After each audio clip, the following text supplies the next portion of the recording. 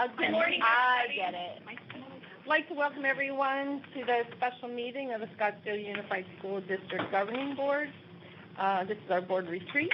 Today's Thursday, August 13th, and the time is 10:10 a.m.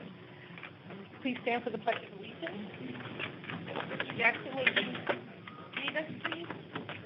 I pledge allegiance to the flag of the United States of America and to the republic for which it stands, one nation, under God, indivisible, with liberty and justice for all. At this time, we'll take roll call, beginning with Mrs. Kirby. Pam Kirby. Kim Hartman. Barbara Perleberg. George Jackson. And Bonnie Sneed. And I'd like to welcome LAC and Dr. Peterson, Mr. Como. First item on our agenda is item 3, information discussion item 3A, discussion on ASPA 2016 political agenda. And it was sent out to board members in the packet. Is there any discussion?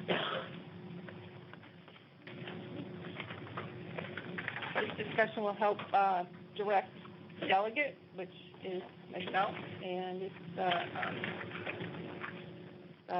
second delegate, which would be Mrs. Perleberg, on how to proceed in voting. Any discussion at all? Are we okay with it? Mm-hmm. Okay, yep, we'll do that. Thank you very much for that direction. The next item on the agenda is item 4, information, the governing board retreat. 4A is governing board operating principles.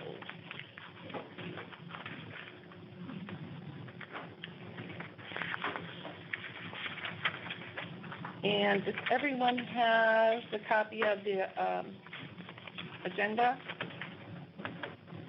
for this, the meeting objectives? Okay. And Steve, you're going to help us through this? Yeah. Okay. Yes. And I'd like to welcome Steve Kovacs as facilitator today. Okay. Thank you, Madam President, members of the board, staff. I hope you don't mind the setup of the room. It's my fault. I came early and set up. They told me it was this room. I set all this up, and I didn't want to move it because this is a bear to deal with. Once you touch it, it's 60. You can't get it off the can. So be careful touching it. So hopefully this will work. If you're a little squished, we've got room up here. You're welcome to sit up here as well. Let me tell you how this is going to work. There's really 3 things we want to try to accomplish today, and I promise you we'll get out of here by 2, because I also have to get to work. So no later than 2, and there's really 3 things. We want to talk about the board operating principles. We're going to start with that. And I believe all the LLC members are welcome to weigh in too. Is that correct? Not just board members. So as we proceed through the agenda, feel free to weigh in. Secondly, is Dr. Peterson's going to share with you a little bit about his plan for doing strategic planning this school year. And so he's got a presentation, and you'll have a chance to react to that plan. And then thirdly, you're going to hear from staff who will give you some perspective on what they believe the key priorities should be for the coming school year based upon conversations at the site. And then you'll have a chance to react to what you've heard as well as give your own input as a board and an LLC group on what you think the priorities should be for this coming school year. So it's really those 3 things. And to help facilitate the dialogue, you'll notice cards and markers in front of you. We're going to use this as an opportunity to make sure we're capturing everyone's input, everyone feels like they had an opportunity to share. And so as I go through the agenda, I'm going to be asking questions. And based upon that question, I'm going to get you to react by writing your response on a card. And I would ask that you try to capture one concept or one thought per card. So don't write all of your thinking on one card. Try to put at least one thought or idea on a card. I'm going to collect it, and we're going to throw it up on the board and discuss it. So try to keep your responses brief. It's very important that people can see what you're writing on these cards, so that's why I asked you to be brief. you know, if you speak with about 3 to 5 words, that's ideal. And write legibly and big. So we'll put it up here on the board and, everyone can't see what people are. We're not going to get into wordsmithing today. I'm just looking for your top of mind thoughts. If there's a desire to allow wordsmithing afterwards, I will help do that and give you a report and allow you to weigh in on whether I capture the thoughts correctly or not after this meeting. So I'm going to try to move us along, not get bogged down. If there's side issues that come up, I'll just try to capture them on a parking lot and keep moving on the thought that we're really trying to stay focused on. So to practice, get you used to working with me on these cards, what I'd like you to do is start with that first question. Number 1, check-in and expectation setting. I'd like you to write on a card, what do you hope to achieve today? You just heard the agenda. Based on that agenda, what do you hope to achieve today?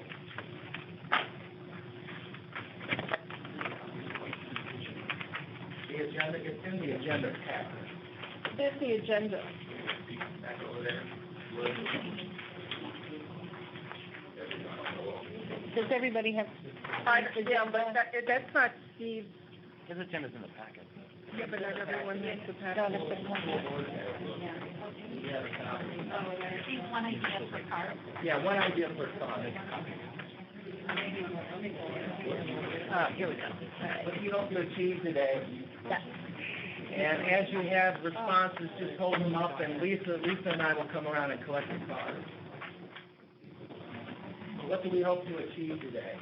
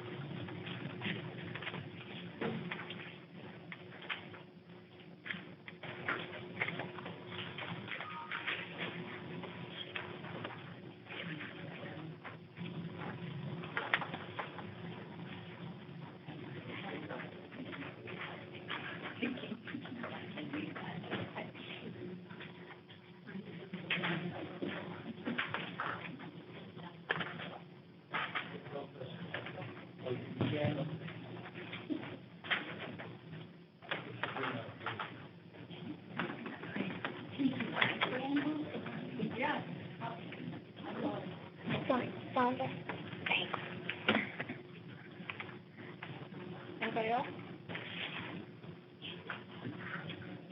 All right, anything else?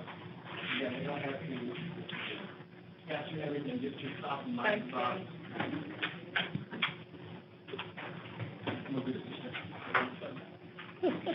You're hired. I just. It's just got the question. Oh, I got one. Oh, you got this? Actions and to consider. Yes, I have mine on my computer. good. I'm here, Danny. Okay. Mine's on my computer.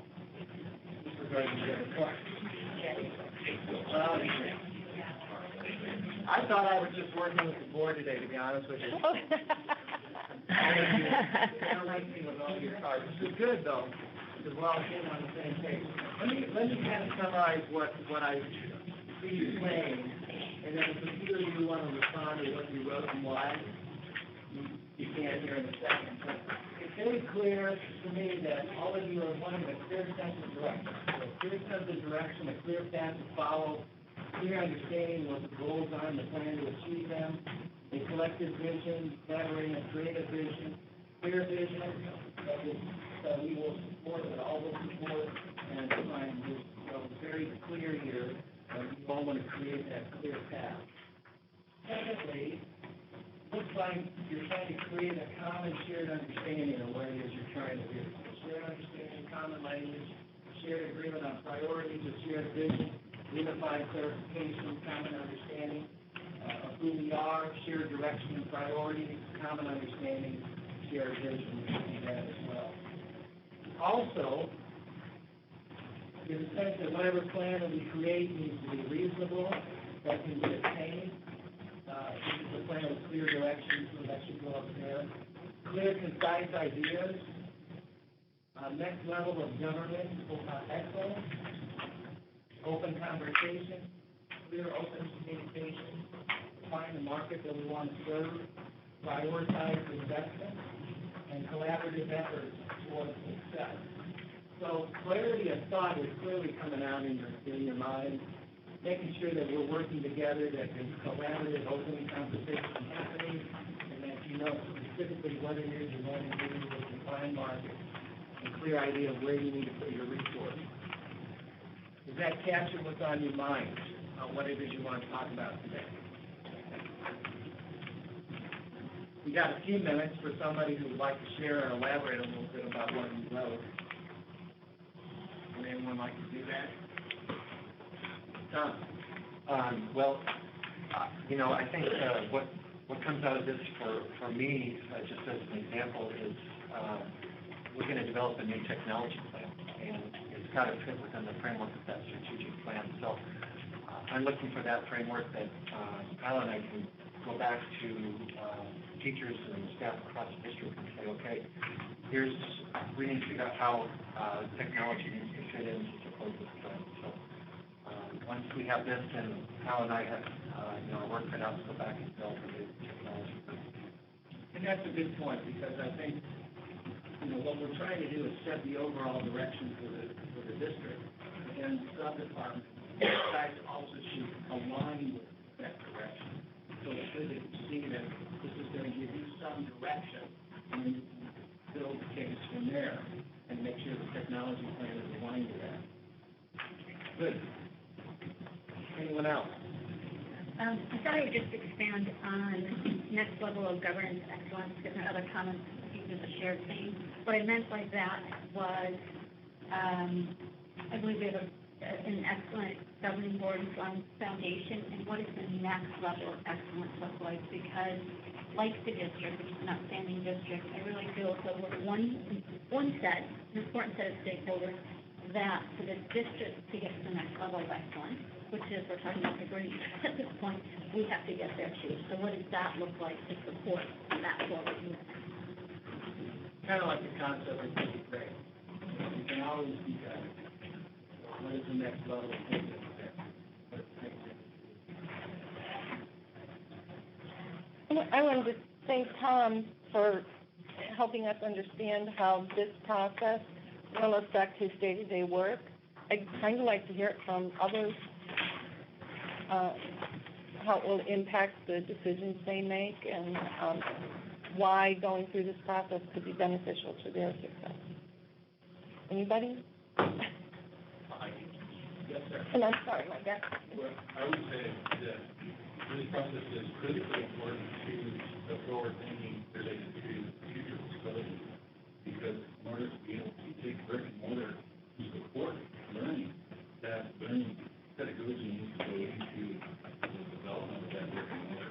And so being able to establish that vision now allows us to begin to think about facilities for new learners that will go 20, 30, 40. So our facilities now are 60 years old plus. And so I think that we're moving into a new era. Thank you. I think from a marketing standpoint too, we need to clearly be able to define many of these areas, who we are, what our vision is moving forward. If we expect the public to buy into who we are and our excellence, clearly we are already excellent, but how we continue to grow that model, I think we need to clearly define it here so that we can do it.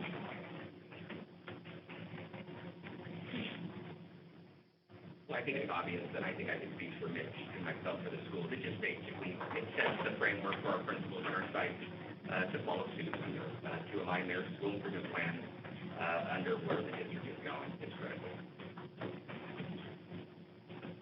Anyone else? Same thing for teaching and learning as well. I think we're going to be faced with some hard choices moving forward with certain dollars that have run out, and to have a consistent kind of guiding framework about how we're going to prioritize and make decisions moving forward. Because everybody in here is teaching and impact teaching and learning in some way. So it's critical to have those foundational pieces in place.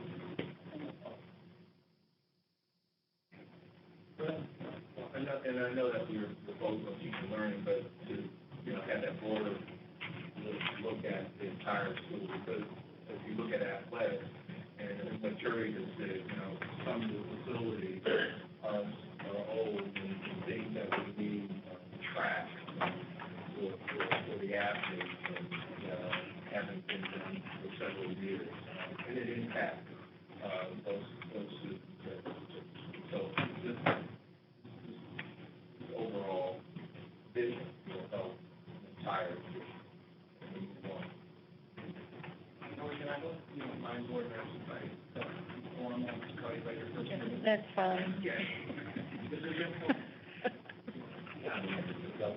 We're looking at the district, we're looking at facilities where a lot of aging elementary schools and land and should be built right size.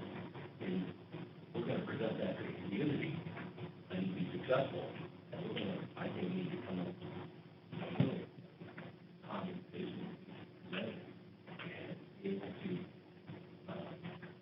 show that we do have a plan, and not just for facilities, but for the whole district. We're going to be potentially coming to the community asking for a lot of money to rebuild a lot of schools that desperately need it.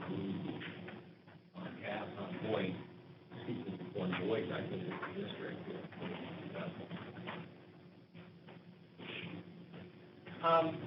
One other thing I'm going to ask related to these is, in the spirit of trying to make sure that there's open communication, it's not a bad thing to disagree with something that's up here. And that helps facilitate conversation. So would anyone want to disagree with anything that's up here?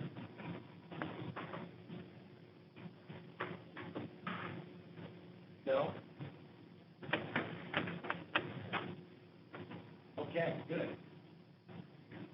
We're going to move on to looking at item number 2, which is governing board operating principles.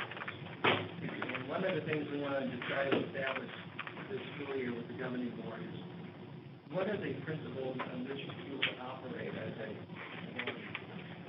And if you remember, the district has some guiding principles and value statements, and there's 5 of them: excellence, collaboration, leadership, character, and creativity. And these are important values that were established several years ago through a committee process, and I think they're in your board packet every agenda meeting. So one of the things that we wanted to try to do was to make those values come alive by practicing them and making sure that we understand them. Because that's the only way that we can model them for everyone across the district, which is we practice them ourselves. So I wanted to have a conversation around these values as we sort of understand how the governing board wants to operate this year. And so the first thing I want to do is take that term excellence, and I want you to tell me, what do you think excellence means to you? Okay? So take a few moments, look at that value statement of excellence, and I think probably somewhere in your packet is more of an explanation of what we came up with. It's on page 16 in our packet. So take a few moments, study that, and I'd like for you to tell me what that means to you in just a few words. And then we're going to put it up on the board. Just to clarify, are we talking about as our roles as board members, SLP members, specifically for us, or kind of overall district? What do you mean for the district? Basically for you guys right Okay. now. And again, we want you to set the tone and model it, because if Okay. you guys all do model it, it's going to filter out through the organization. So mainly focus on yourself.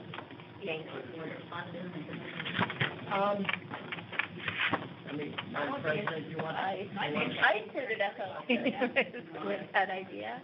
Everyone is welcome to weigh in on this. And again, just give me one response, say what do you think excellence means in the context of doing your work? You personally.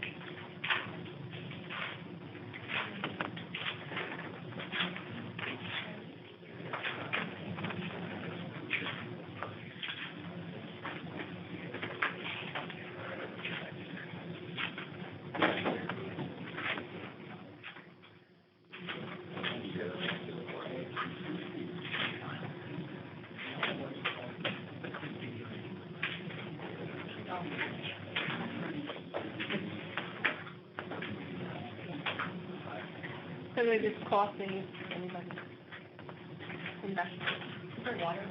There should be. Yeah, there's bottles of water. On the bottom, I think.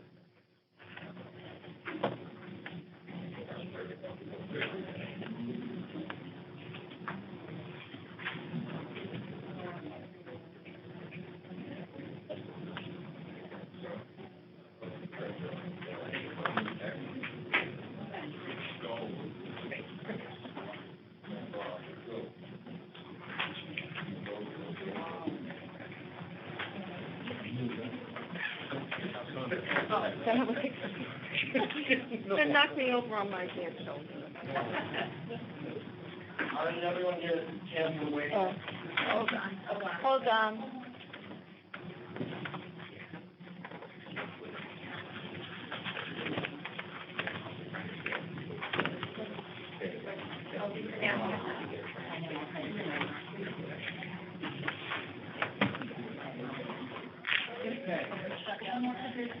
Lisa? I got two more.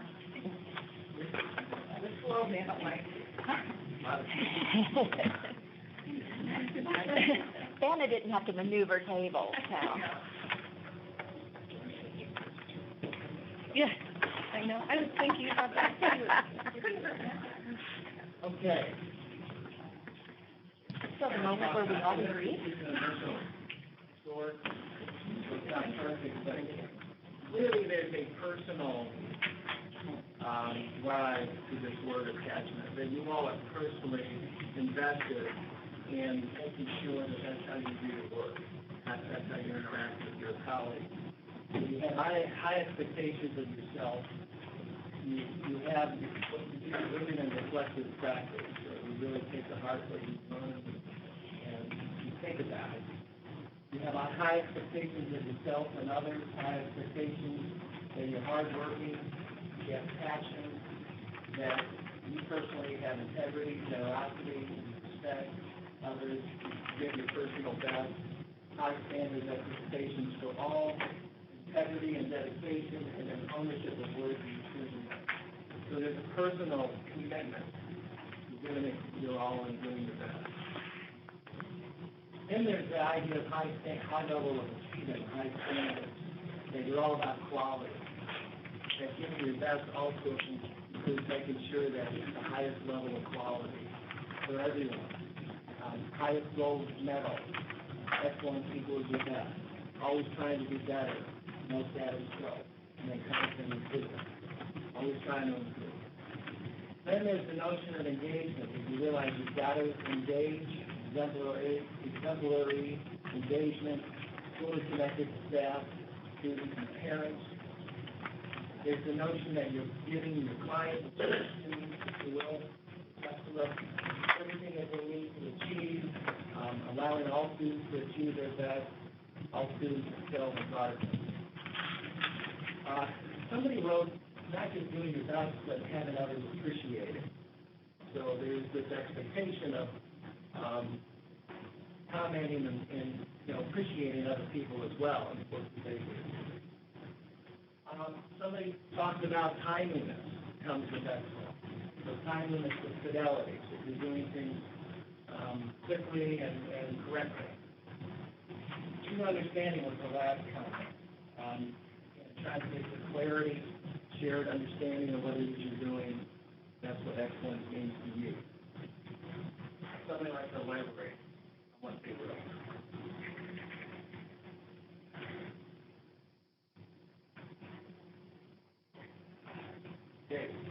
I understand the word all, like standards for all. Like it or not, we're all in this room, we're in it together, and for us to be excellent as an organization, we all have to have high standards and expectations of everybody in the room as well as ourselves. And along Dave's line, that was mine up there that says all students to excel regardless, and that regardless of ability, disability, barriers, obstacles, you can, that just any type of at-risk factor, then they come along with students.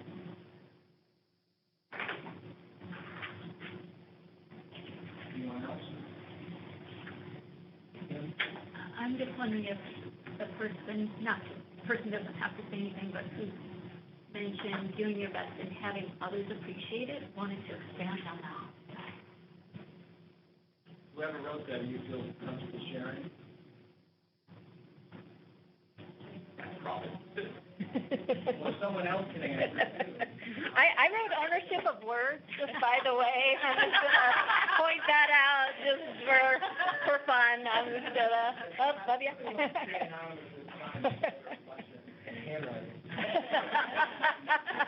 But would someone else like to maybe try an answer too, so we don't put whoever on the spot? I would. I really think there's a saying that, and I don't remember where I heard it, but that you have to have 9 positive experiences to every 1 negative in order to feel like you're worthwhile, and in order to really be invested in continuing in the future. And I don't think that our staff gets that. I mean, not the one that wrote it, but I don't think that our staff gets anywhere near that. And I think it's really, really important for motivation to be recognized for the good things that happen, and sometimes just for paddling in place when there's so many obstacles that everybody faces. And so I think that's really, really important. I also wrote constant improvement. So not to say that everything's always fine, that that we need to just rest on laurels or stay stagnant. But I understand whoever wrote that. I get it. And thank you for asking the question. About needing to celebrate. I think it's important. Yeah, Part of celebration came appreciation. to my mind too, as you guys were talking. Yeah, so it's important to make sure we're celebrating along the way. With in mind, we can always get better, but we need to make sure that we're stopping and celebrating what we're doing as we continue to move forward. You're kind of getting at my next question about how do we put this in practice. So if you could, think about some ways that we can put this in practice. In your capacity, in your specific position. To celebrate, making sure that you're doing more celebration is a way to do that, so that's one example. So if you think of other examples, go ahead and take a moment, jot them on a card, and we'll throw them up here.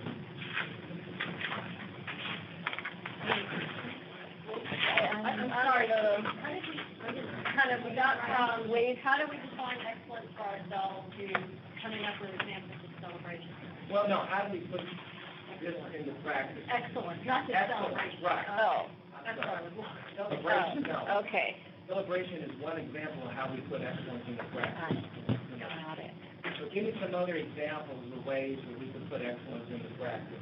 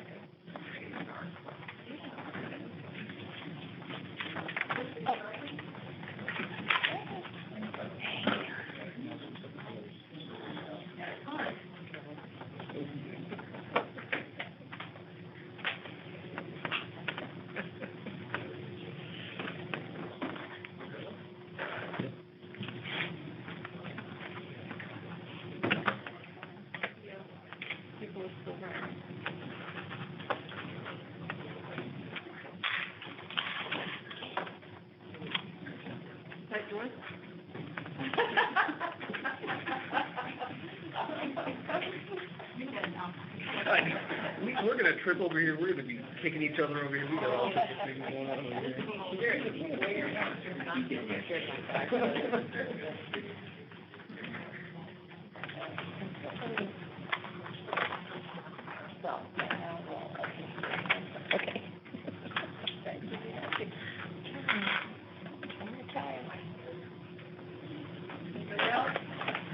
They're all like that, I think, yeah, and my handwriting does not do well with that. I get lost as I write that big, like I forget what I'm writing.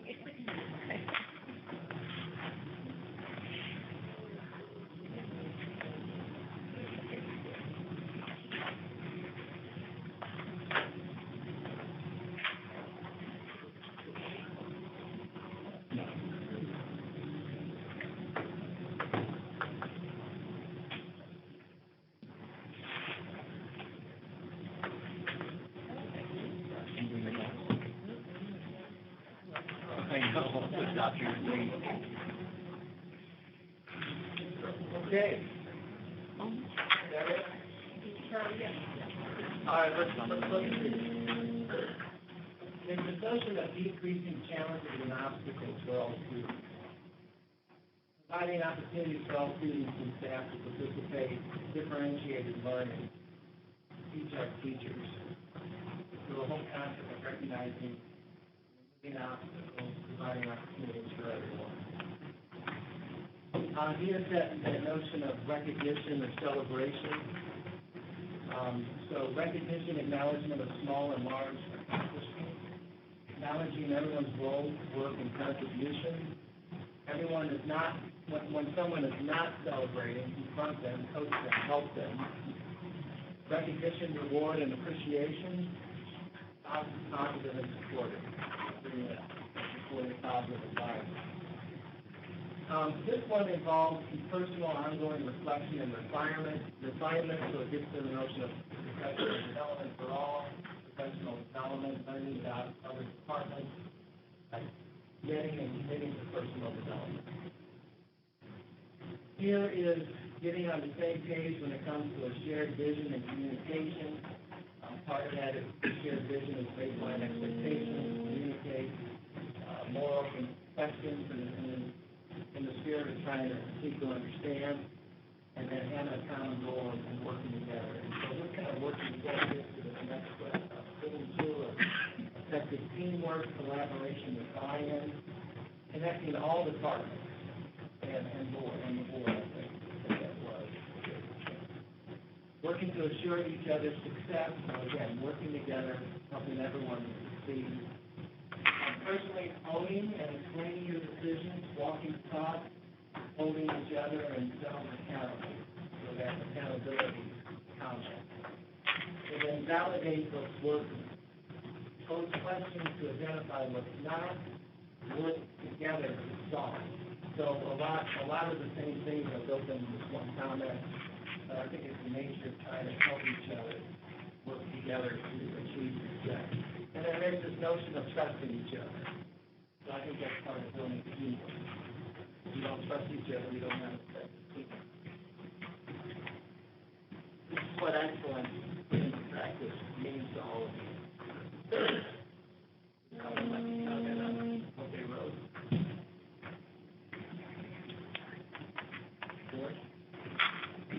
I would trust each other. Struggle with this one. I guess where I'm coming at is, I believe that everybody in the district, and certainly everybody in this room is well intended, is extremely capable and know their job. And I think oftentimes when, from the board level, I think we need to do a better job of accepting professionals in a good job or doing it well. And I'm not saying we accept everything at face value, but come with the premise underlying that the presentations are given or that they are correct and well researched, and these people have done their job and done it well. I think sometimes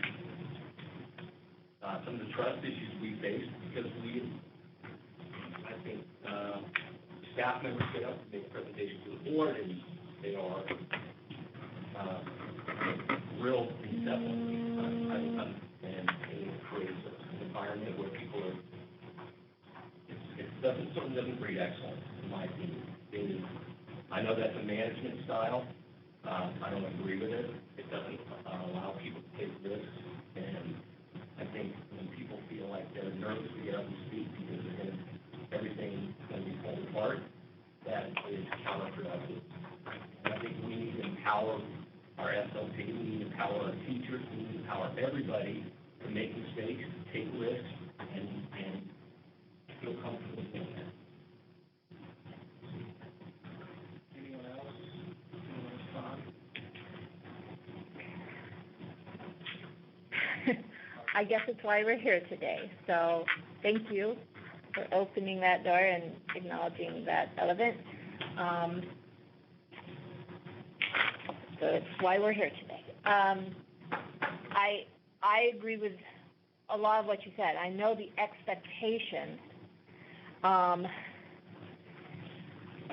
should be that everybody is perfect and we're all great and we all just go through the motions and everything's perfect. I think all of us acknowledging that just can't really be true at all times. And if you are truly going to work as a team, if we as board members are going to work with a team, we have to have honesty and not just presentations that are designed to show us a lovely picture, but we all have to have honesty in assessing what's working, what's not, what a problem is, and I have struggled in the past and want to work on the idea of when we receive information, I've struggled with that belief that, well, this has to be exactly correct, and at face value, that's it. And I make my vote or whatever based on what that face value is, and then there's always another part of the situation, or there's other underlying factors that are going to change what that looks like. And I think if we as board members are truly going to be a part of the team, we have to understand those challenges when things I mean, I don't know how to wrap it all up in one statement, but I just feel like our presentations need to get more real and can't be afraid to show, okay, here's where it's going to get really complicated and kind of ugly, because those surprises has, I think, in the last few years have hurt us as a board and shaken that trust, shaken that decision-making confidence. So I'm just going to stop there. For me, I feel like our presentations are nothing more than marketing tools in board meetings. For the first 2 years on the board, I was bamboozled by it. I didn't really challenge it because I believed it. Then I start to hear the rest of the story. Well, that presentation really didn't tell you, Pam, what's really happening. So then I started paying a little more attention, closer attention, asking a few more questions, and then that's how it started to spiral. My experience is that presentations made to the board are when a decision needs to be made. We need your help, board, and guidance in making a decision. Here are all the facts, the good facts, the bad facts, the ugly facts. We're going to paint as clear of a picture for you, board, as we possibly can. Let the 5 of you vet it, because you all represent different constituencies, to make the best collective decisions for the district as a whole.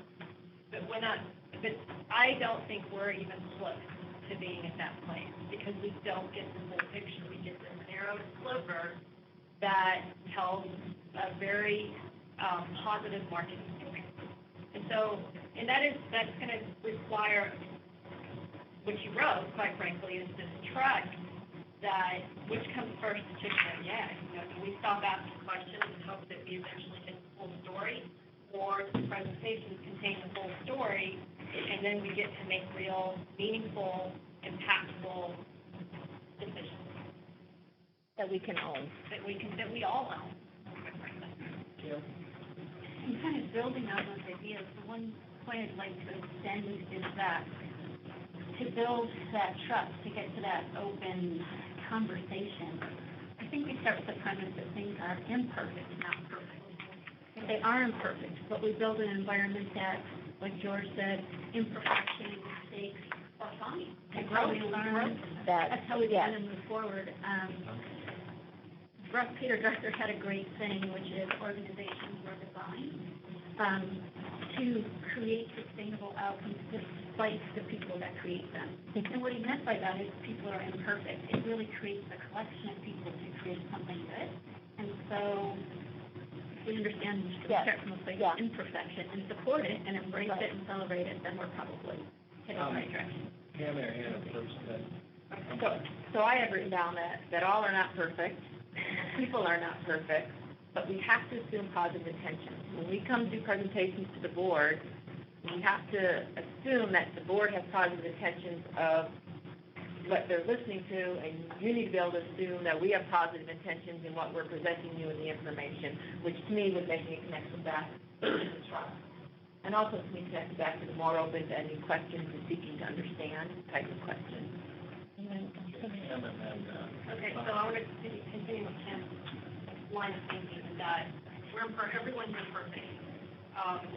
Decisions are imperfect. But I wrote, personally own and explain your decisions. We're not going to get that professional growth that we're looking for as individuals as an organization if we don't each individually and then collectively as a group start owning our words and owning our decisions. And when a decision is imperfect, take responsibility for it. Don't hide behind a committee. Don't pawn it off on someone at the site, 15 miles away that didn't understand. You own the decision and say, I will learn from this, I will correct it, and I will grow from it. And that is what we're talking about now, is really reshaping a new culture. Bonnie and then Barbara. Hi. A little bit to Pam's comment, too. I know a few years back, when we had, I think, all different board members, we read a book called The Four Agreements, and one of the big things that I took out of it was not to assume intentions, to let people talk through what they're thinking. And I think that kind of goes to what Pam said, is that if we assume that everybody's coming from a place that they believe is a good place, that we should be able to come to some more shared agreements and common language. I think one of the things that came up with earlier was the common language, that sometimes we could be saying the same thing or meaning the same thing, but we haven't established a common language. So I like to see that. What I heard Pam say is that she'd like to see challenges stated more often and to provide more clarity. And I'd like to see more conversations, not just inquisitions, but more conversations. Okay. Well, and I agree with all that's being said, because when I reflect on the last couple of years as board member, especially the environment that Georgia and I walked into, it was challenging. But I did walk in feeling I was supposed to be a part of a team, and that collaboration and communication and trust and all these things that we're going with, or you would hope for, that's what we were part of. And so when it did come down to presentations coming at us, information, numbers coming at us, I quickly got a sense that if I did question just purely for my intention of understanding, better understanding, and I have shared this with Dr. Peterson, is that certainly at that time and in difficult times, some walls go up, some defenses go up, and over that time, especially that was so difficult for the district as a whole, there wasn't that sense of, why are you asking this question? I'm trying to gain understanding, and I think that did set off a pattern and a lack of trust that I know for myself, I'm still struggling to get through, and to feel that I can communicate with any of our leaders or teachers in the district and have an open conversation, honest conversation that just leads to more understanding. I think that's always my intention as a board member, and one that we should aspire to, I think, all of us. So I agree with that. Yeah, I mean, are you hearing what the board is saying? Is that helpful?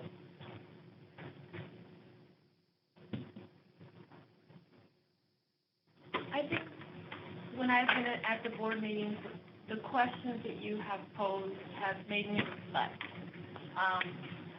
I felt the tone sometimes that was used demoralized all our efforts. The questions were great.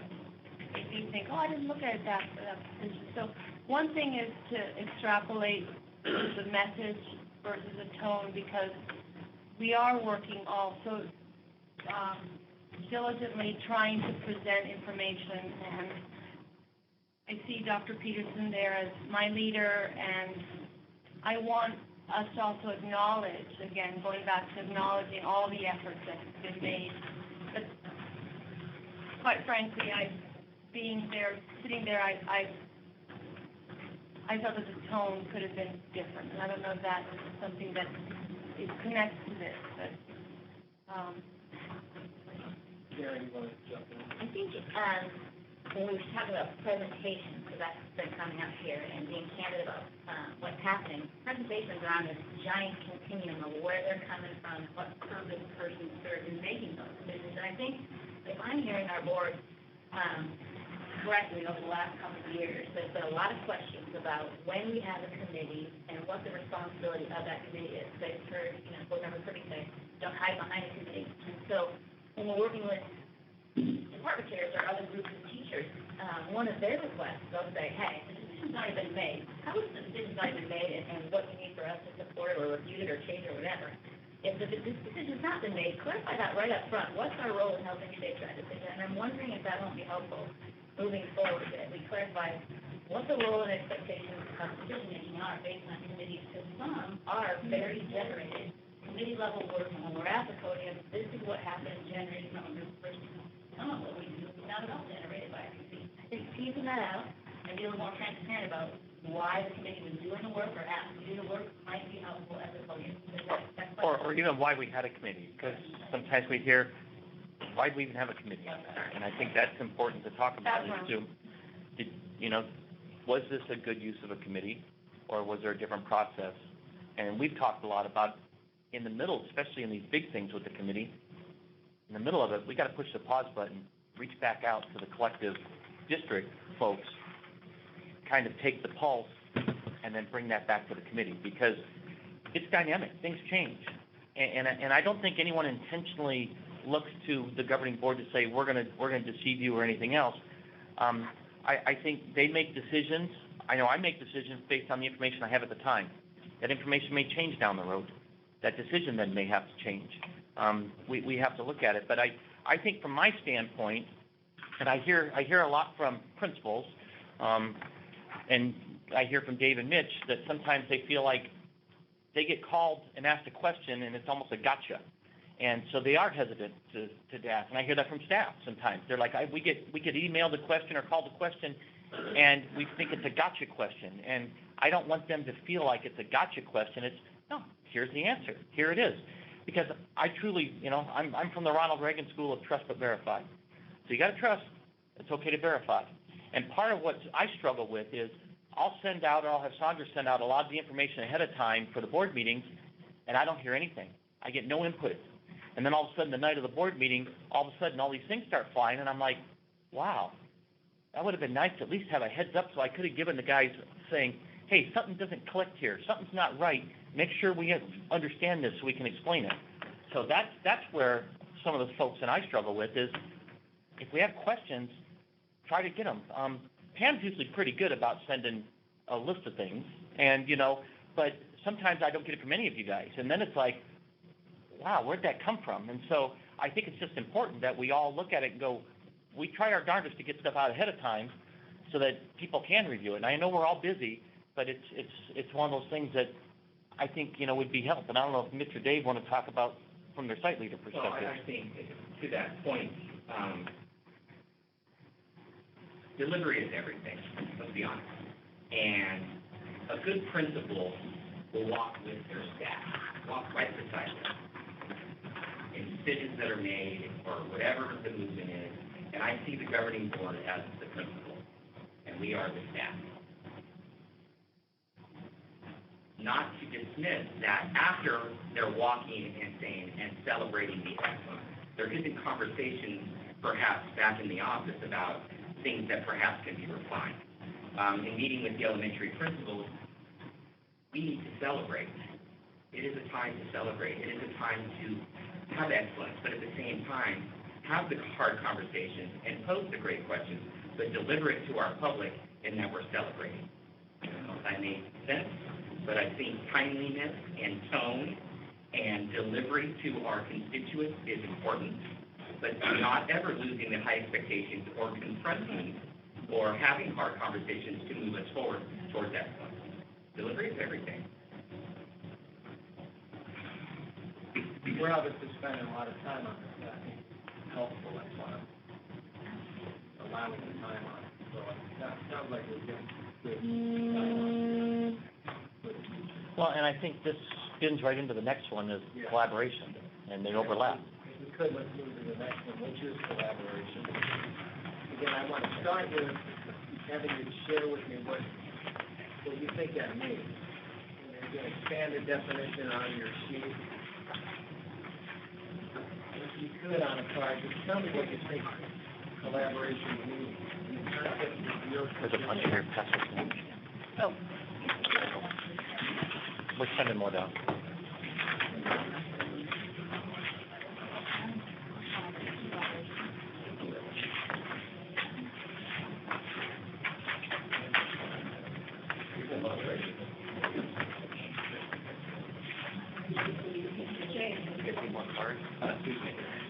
Oh.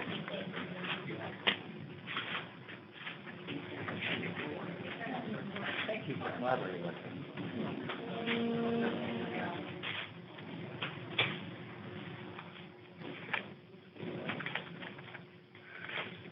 I have more cards out in my car, I can get it, right? Melissa, right? I'm not sure what I want. I have a. Nancy, you're going to write in? We get you card all the time.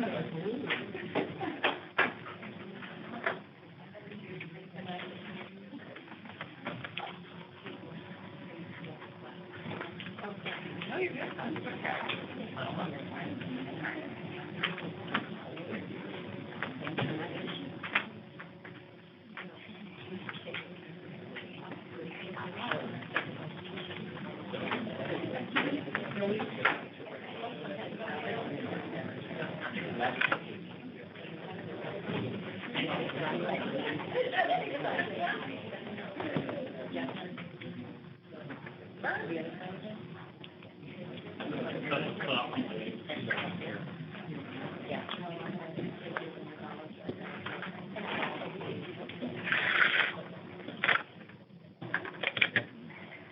Like my back to a whole table and Yeah.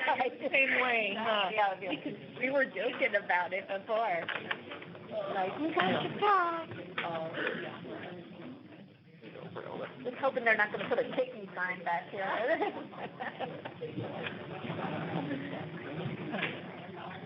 She would have gotten me.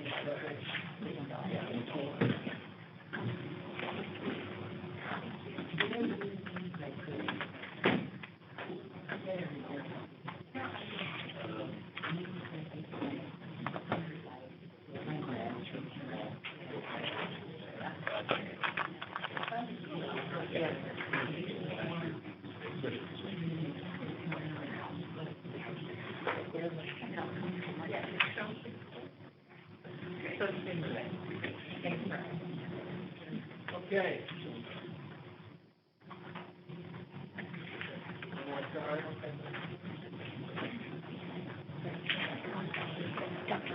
All right, general things coming out of your thoughts. You do, you have. On certain things.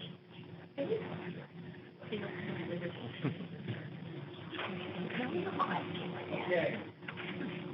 Obviously, the first factor comes in evaluation, the mutual respect and trust, respect the voice of the experts, respect one another, provide support, and then genuine intention and focus on outcomes. I think that gets to the light of trust. I feel like there needs to be genuine intention on that person's part. Then the notion of teamwork, so team attitude for forward movement, working with other departments to support each other, work together towards the common goals, using respectful language, working to make each other successful, come together as a team. So we're all in this together concept. Listening. Listen and support, be open, listen with the intention to understand, listening to all the points, active listening, fully engaged. Honesty. So honesty and communication, working in a transparent process, achieve excellence, honesty, trust, respect, and communication. Understanding each other, so understanding each other's roles, working to our strengths, having to understand and get to a shared outcome, and build, share and build on each other's strengths. So it's the notion of trying to understand each other, and specifically the strengths of each other, and working towards each other. Then somebody wrote collaboration equals I would be happy to. So that general nature of supporting each other and having a positive attitude, how you do that.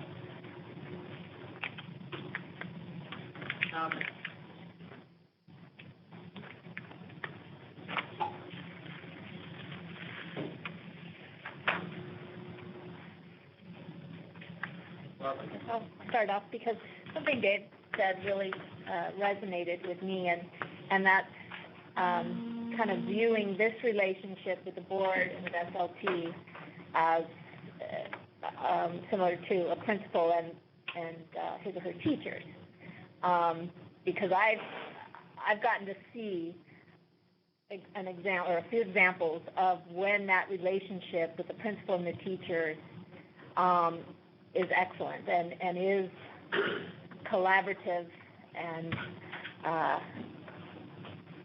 has trust, has all the things that we would value. And that shared vision, just everything I think we're here today to try and get to. I've kind of seen that relationship with principals and teachers on a campus, and while I'd celebrate that we're all here trying to get that relationship, I would say that I do think we have a long way to go. We have a lot of work to do to get that relationship to the strong point we want it to be in, where we really are a team and where we can all feel and say that phrase that I've always heard teachers say when they're very happy, they got my back. And for all of us to feel that, I think it's a great goal, but I do think we have a lot of work to get there. Are you ready to talk about how do we put this into practice?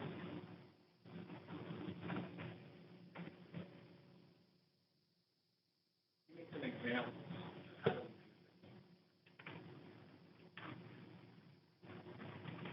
George, I think absolutely one of the last, comes to trusting each other. This will never work unless we trust each other. And I'm not trying to open one, I'm not trying to do anything. There was some discussion earlier about presentations with things. And we made it that you look like you're getting one story. That speaks volumes. I don't know I don't even know what to do with that. If you're not feeling like you're getting a full story, that's a trust issue. That has to be resolved. We are not going to get there. For 2.5 years, I've heard that from you. I do not know where it comes from. I don't see it. I'm just being honest. I don't feel like I'm getting a bright, clean picture. Of course, market has come up and they want to celebrate the success of their department in front of the board. And yet, that is understandable. They want to give their people accolades. That is all part of the presentation. So they are oftentimes going to have a positive tone and spin. And I do not feel like being said, I know we've had this discussion personally. I don't believe I'm being said just positive and all the negatives are being. I feel like when board presentations are given, we're given a pretty fair assessment of what's going on in that department or that issue.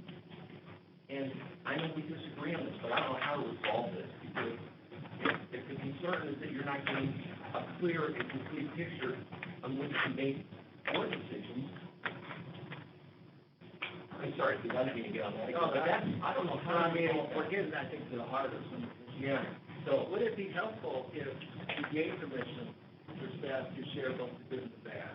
In your presentations, you want to hear both. I mean, is that what I'm hearing? we're definitely wanting to hear about it. And I think that's what answer. Well, let me clarify. Not every presentation do I feel that way. And there are some individuals that consistently present the entire picture from my lens. Consistently, every time they step up to the podium. Okay? And I'm not calling out who does and who doesn't. They probably know who they are. But there are too many presentations where I have begged, I have gone and talked to Dr. Peterson, gone and talked to staff with Dr. Peterson. I need more. These are the questions I have. Please answer them for me. I don't know how to solve it either, George, beyond. It's not like I'm just sitting back and waiting, which, quite frankly, as a board member, that is my expectation, that I should be able to sit back and have the whole picture painted for me without me having to ask a whole bunch of questions privately, over email, publicly. 90% of it should be presented. I shouldn't have to go digging, right? Totally agree. But I don't know how to solve it either. I really don't. So I'm sorry, I don't understand what the lack of trust is. I don't know. the lack of trust comes when I ask the question and I privately, on email, publicly, and then I still don't get the answers. And I don't know if it's because they don't know the answers. And that goes back to professional growth and development. While they probably should know the answers, it's okay if they don't. The best advice I was ever given was one of the first biggest presentations I had to make for executive management. He asked me a question. I tried to BS my way through it in front of the entire senior team of Frito-Lay. He called me right there publicly, because if you don't know the answer to a question, you say, I'm sorry, I don't know the answer. I will get back to you as soon as possible. Don't ever try to, because it's always going to come back and bite you. And so that gets back to being willing to take some risks and being willing to say, I don't know, and I will find out. But then to close that loop and come back with the answers. And then we're getting really narrow and nitpicky here, but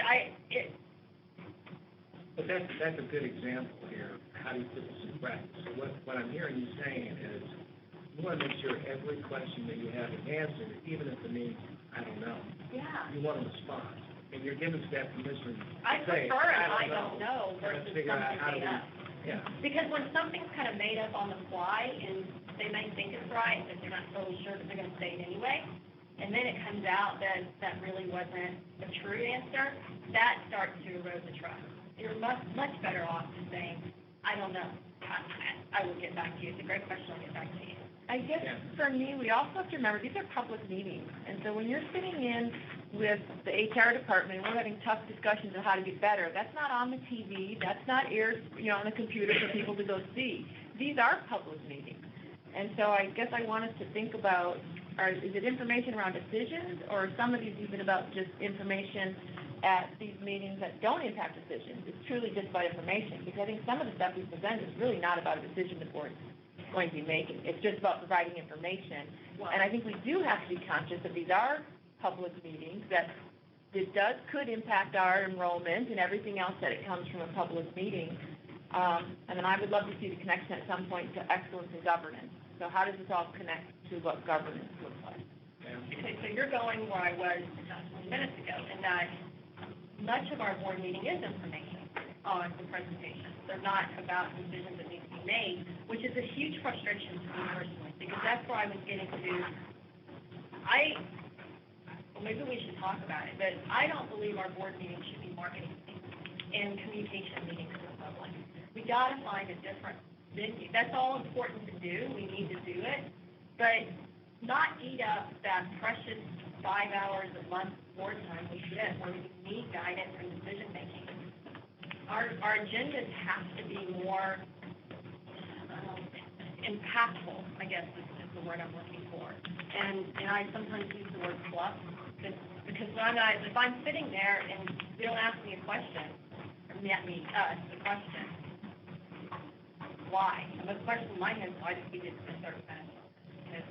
And I don't know how you achieve it, but that's the other part too, is I think our meetings seem to be more about making decisions and less about money. All right, let's hear from George and then Bob. I understand that comment. I don't think that's a realistic expectation. We are a public board. People look to the board, they look to the board meetings, they take the tone of what's coming out of the board, not just our parents, but our staff, teachers.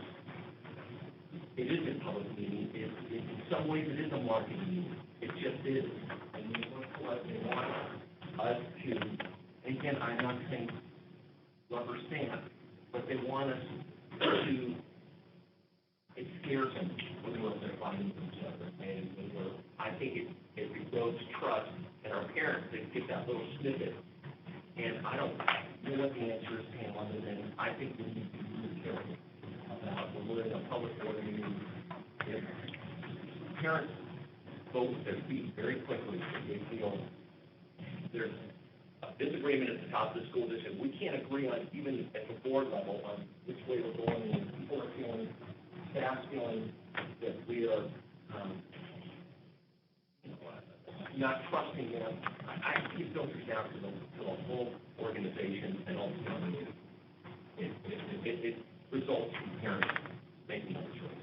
Parents are voting with their feet because the board isn't, they don't see a direction. They they watch snippets of our board meetings, and why in the world are you guys talking about that? When we've got 2 overrides that failed, budget crisis, old buildings, all the investment priorities we need to talk about. That's what they want to see. That's the kind of meat and potatoes they want to see this board talking about. It's a really rich, meaningful vision, forward-looking, and we will disagree by definition, but that's how we get to a better decision, by vetting that out.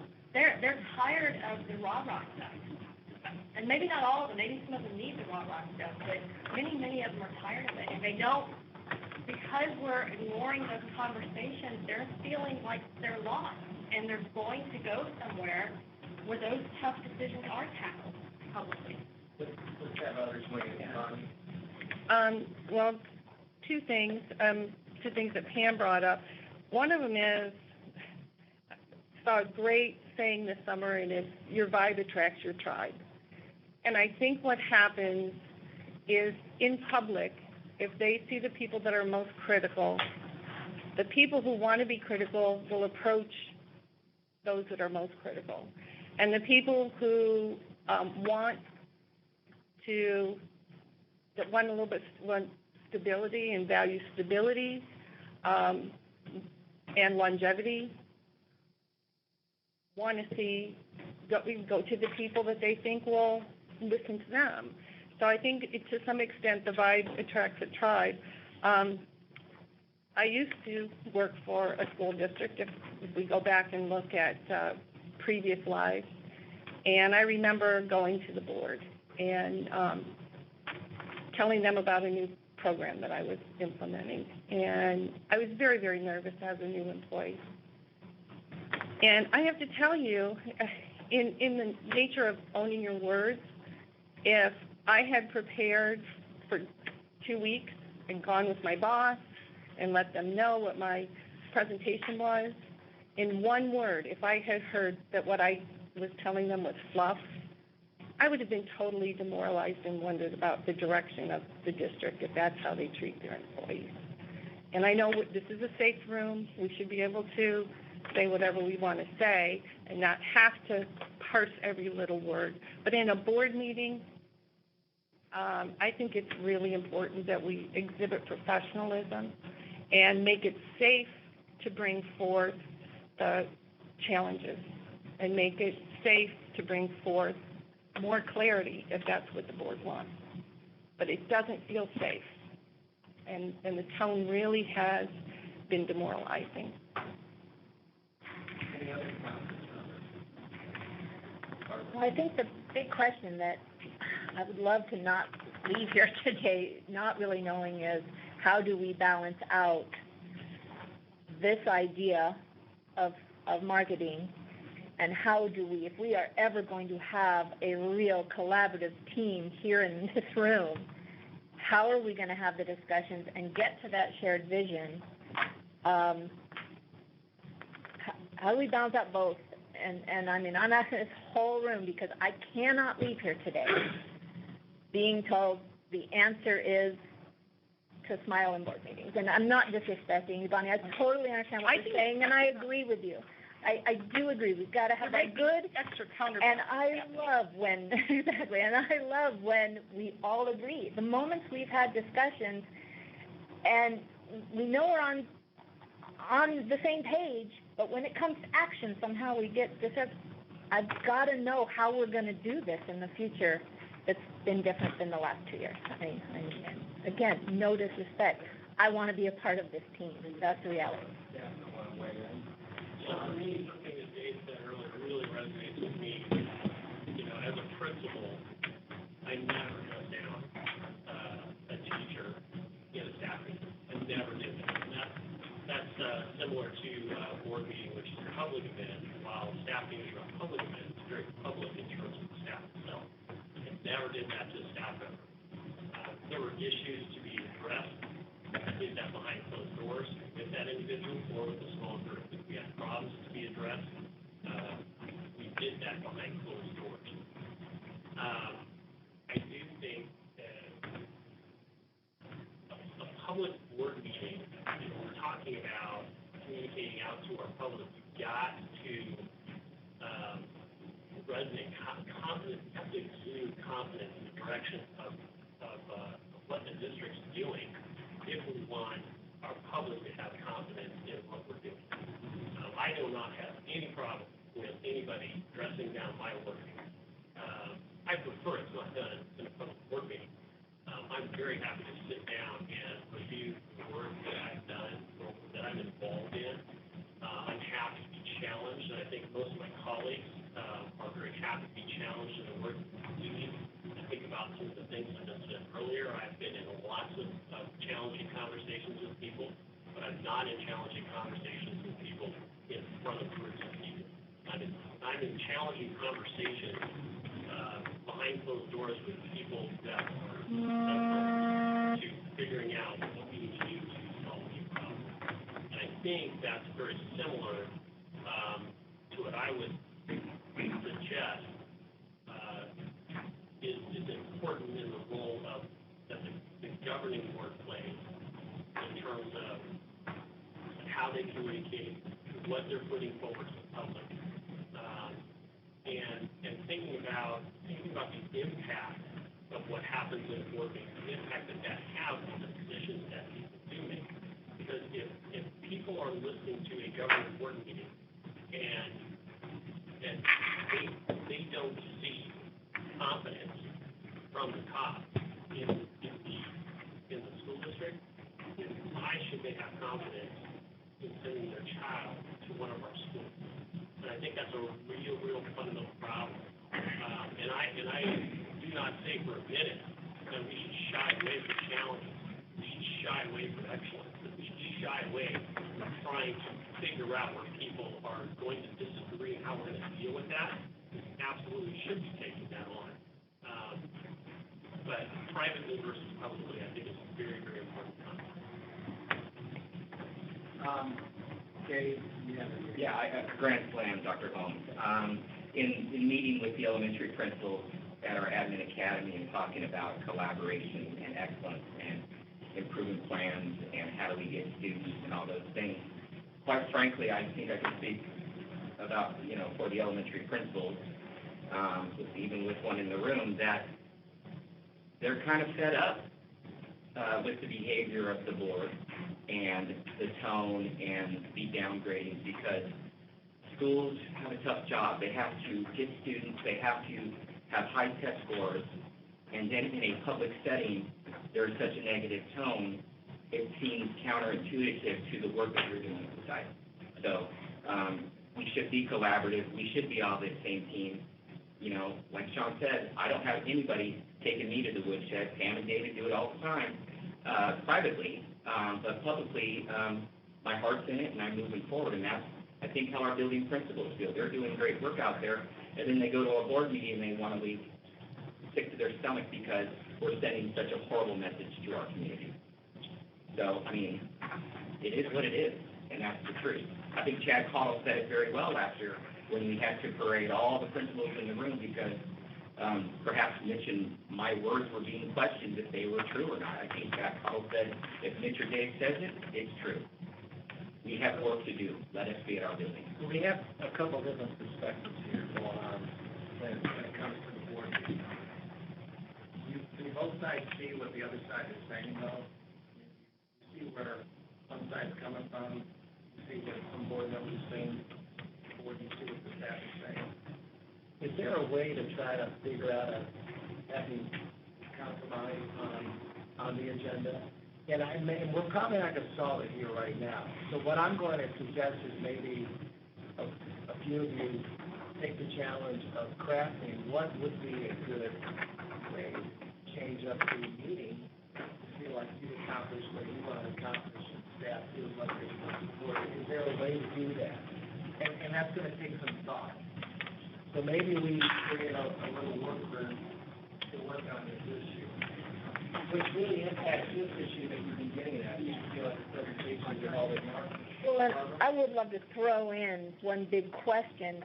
Hearing what you're all saying is great, but when the five of us can't sit in a closed door room and have these conversations, I feel like I'm in a catch-22 where I can't do what we need to do to get to a certain place, but I'm told you have to be there, I'm struggling to really understand, how do I really be a part of the team as a whole when just what you're saying is needed, the five of us can't do. And I don't know how to get past that. The five of you can, but each of you can meet with Peterson, or if he can, farm it out to whoever needs to answer your question. I mean, even two can meet with Well, but when our big question is, what's the identity of our district? What do we look like? What sort of buy-in for a vision that we need? That one-to-one and telephone game, that's where I just really struggled with the process. But sorry. You're too big. My own world and the narrow work that I do. I know Pam, a few years ago, had some real concerns about class sizes under 20. And she wanted to see data behind it. So one of the things that came out of that was she came to my office. I sat down with her, and I showed her probably 1,000 pages worth of reports. We sat down and we talked about this is how you read them, these are the kinds of things you need to look for. And I thought we had a pretty constructive discussion about how to help the board understand or find the information that they're looking for. That was, I think, an easy example of, if we could tackle that issue without, airing out the problem in a government board. A lot of us are I'm sure most of my colleagues are very happy to talk about the work that we do and things that we're seeing, and to help the governing board members understand, around the issues that are of concern. It just doesn't have to always be in a public. Well, but, okay. I know, I'm not saying sorry. When people talk about agendas, the reality is, if we're all hearing people correctly, we're trying to balance marketing and making sure that we have a unified front a little bit in public, so we don't cause a ripple effect and panic amongst our teachers or parents, because it's not just our parents. So we're wondering, and we all want to balance asking the hard questions, because we do need to pose the hard questions to each other as colleagues and hear from our board and identify where we're tripping up and where the challenges are.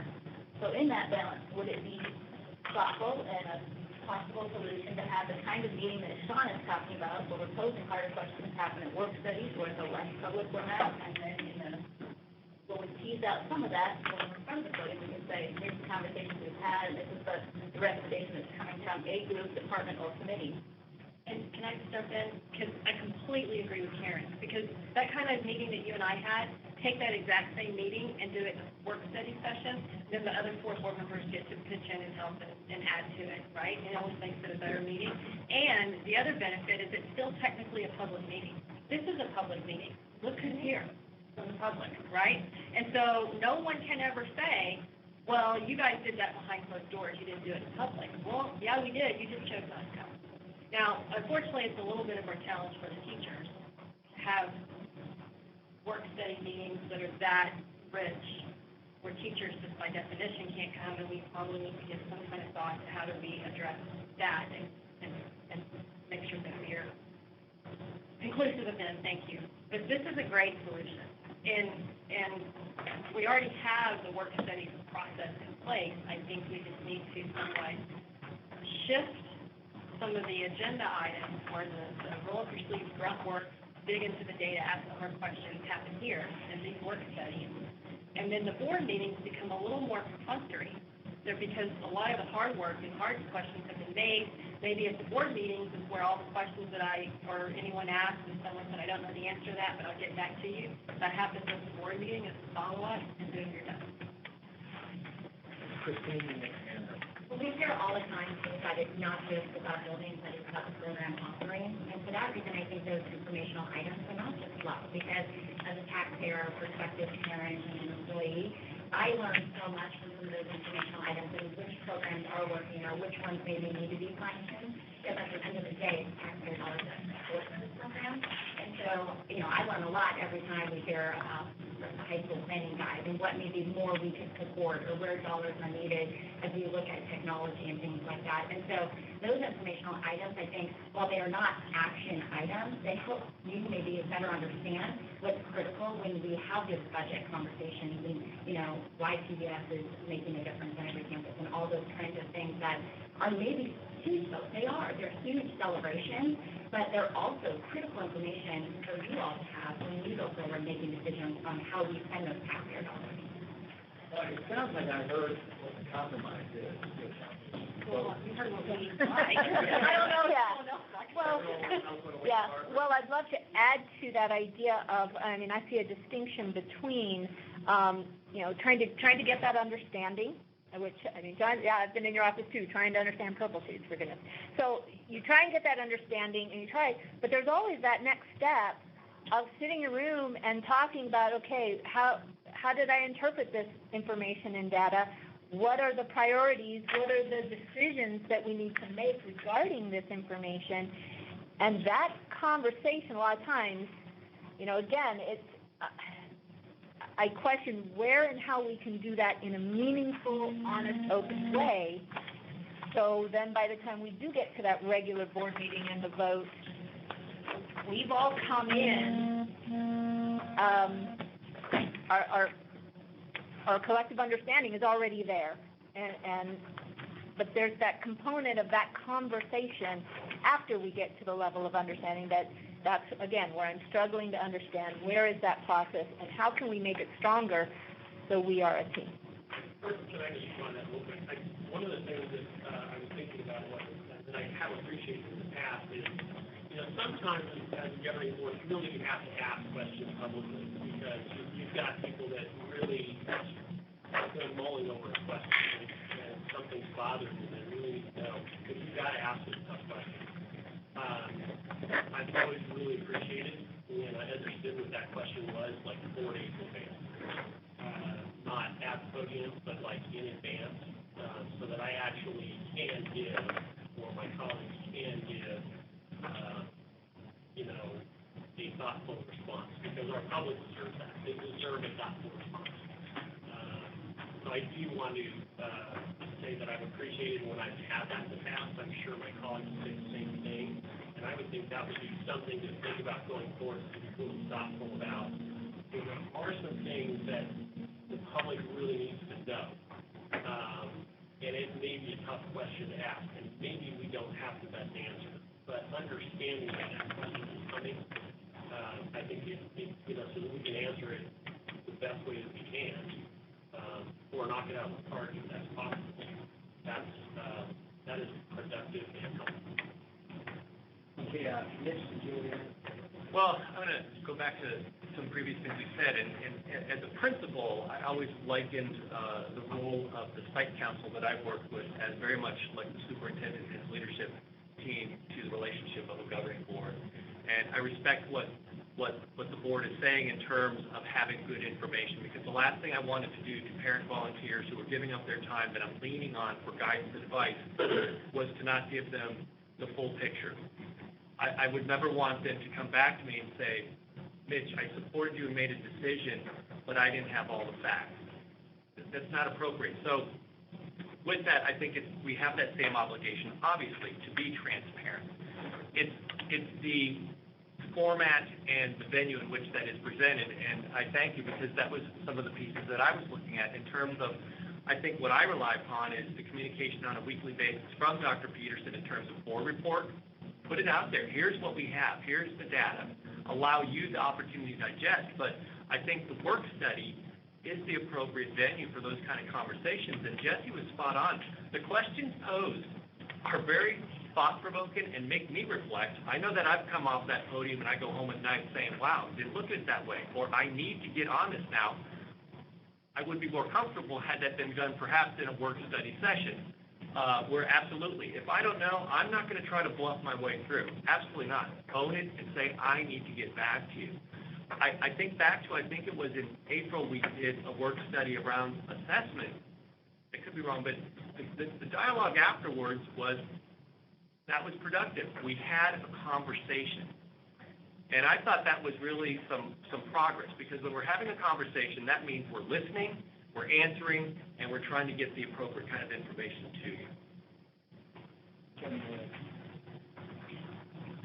For me, just to maybe add into things to think about as we go forward, and I think it ties to the agenda, is, 80% of what we're going to talk about this year, we probably already know right now. So it's just about preparation and planning. If we have shared agreement around the vision, we know where we're headed. We know what the 6 areas we're focused on. We know what we need to dive deep under each of those. We could plan out the work studies for the next 8 months. So we could be, then we have, we understand the agendas that are coming up, the detail that's coming, where it fits into the big picture.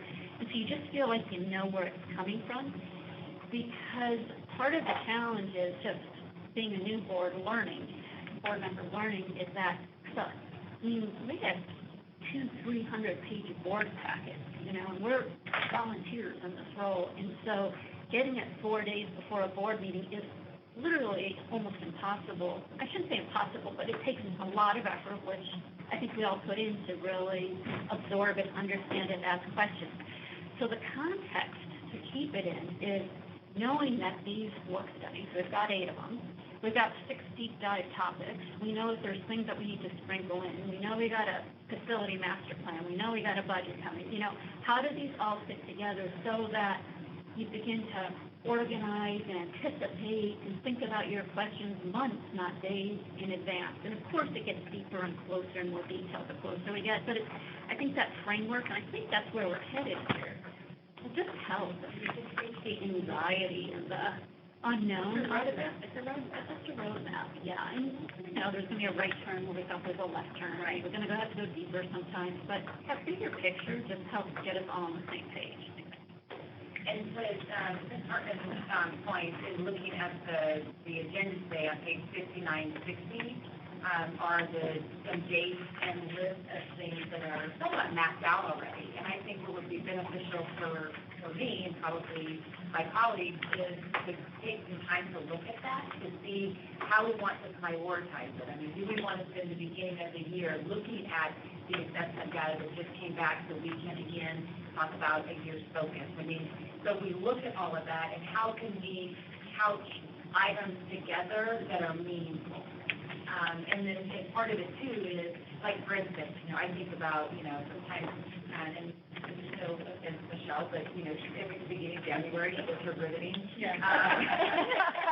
Everybody knows. And some of those things, and just like the code of conduct, there are substantial changes, but it's part of, by law, you have to do it. And I think that it's important for us, too, to go back and say, we're here today, it ties to this goal, and we're doing this because this is the law. That's the wellness. I mean, it's, I kind of feel silly up there sometimes saying the same thing, but it's like, okay, we have to make sure we share it. So I don't know if anyone's had time to look at that, maybe 5960, those are the tentative topics. And I think as way moving forward, I think that it'd be great if we can, again, really look at that, dive deep, plan that out so we all know, the course that we're on this year. And I think one of the things that I'd like to do, and Kim has helped me with this vision, is to approach the agenda similar to the balanced scorecard, so that we're not just reactive to whatever the current crisis might be, because they're always going to happen. There's always going to be people that are upset about something and bring it to the forefront. But the 4 things were to, if we could build our agenda so that there's a balance to it with the customer, with our employees, the people, our operations, and innovation. And by doing that, I think it helps us to not just get mired in the negative. And maybe by agreeing to do that, we can make sure that we leave room for that kind of stuff. But we need to make sure that in each category we are looking about moving forward and not just being critical, I guess. So it sounds like we've made a breakthrough on how to make this year more productive, more key to have. And so I guess that's the key thing, you'll sort of work on the format and how we do it with the staff. Well, Melissa highlighted, it's in the back of the packet, but some of the topics moving forward, which we need to put in, if something needs to be moved to a work study, we need to do it, so it may need a little more explanation. And I'm just speaking for myself here, definitely, but I personally don't mind adding more work studies to make sure we cover everything we need to cover, so that when we do get to the big meeting, we can talk about the STEAM program and those items that would be of interest. What's frustrating to me is when our work studies get tied up in kind of why are we doing this, really with all of the demands that we have out there, and then we never get to the meat of what we ought to be talking about. So if we need to add more, I'm counting in. I'll add the importance of that, because I feel right now, and I don't know if everyone else agrees, but we know we have a master facilities plan and a future strategy to work on. For myself, I feel like we're behind in our conversations, in our decisions, in our focus and vision of what SUSD is going to look like, both buildings, programs, everything. I feel we have some hard conversations, discussions, and decisions to make before that can even really get rolling. And so, like for me, looking here at August, I feel there's something pressing right now for all of us to get on that same page, because we don't want to be under pressure. That's what we're going to spend the last part of our meeting on, and so in the interest of time, I'm going to speed up finishing this conversation. I think we made it quite clear on critical pieces of this, but I just want to throw out, and we're not going to do cards. Just tell me a little bit more about leadership. What is leadership, and how do we put that out? Just anyone here. No, we're not going to write. You're taking away the anonymity, though. True. But if no one wants to share, then we'll write cards. But, I mean, tell me what's leadership. And how do you show it? You walk the talk. Walking the talk, right? You demonstrate every day what you ask of others and what you say you're asking. And the little things are the big things. You walk the talk. Feel confident in your vision. That people will live up. Feeling confident.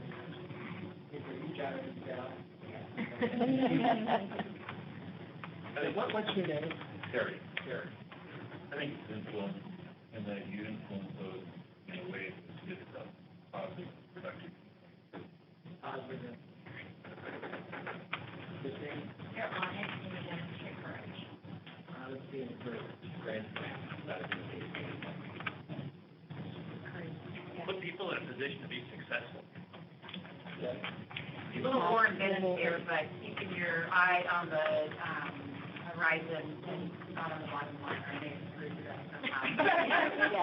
Yeah. Kind of looking at the bigger picture versus the minutia. Right. Get people to do things that they would do without Motivating others.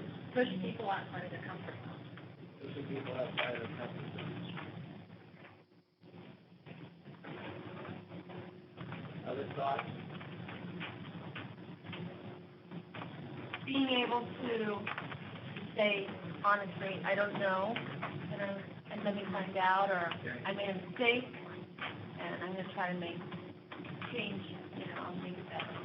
I think that is, when I see a leader who says, it didn't come out right, exactly how I wanted it to be, but let's work on it. Yeah, I'm going to step out of my comfort zone. I think understanding what your leadership was. I'm not the superintendent. I don't make the superintendent's description. I think sometimes with the governing board, I think from my perception, where that line between governance and letting me or us do what our job is that you've empowered us to go do, it's kind of fuzzy. And, I think, I've been going to lots of board meetings for the last couple decades plus. And it's always, it's a moving line where that is, but I think it's important to define what the difference is and what your responsibility is. I think a piece of leadership is the ability to make difficult decisions. You have a set of facts at hand, which are never all the facts that you need, and there's a decision that needs to be made, and the ability to take that leap between what you know and what you hope to know, and do that with confidence, and then have a team that can support you in that process. I think, I'm sorry, George. Well, I think one piece is definitely owning your own responsibility for building the trust of the others around you, that you are interested in their success, because their success is going to lead to the success of all of us and to the organization.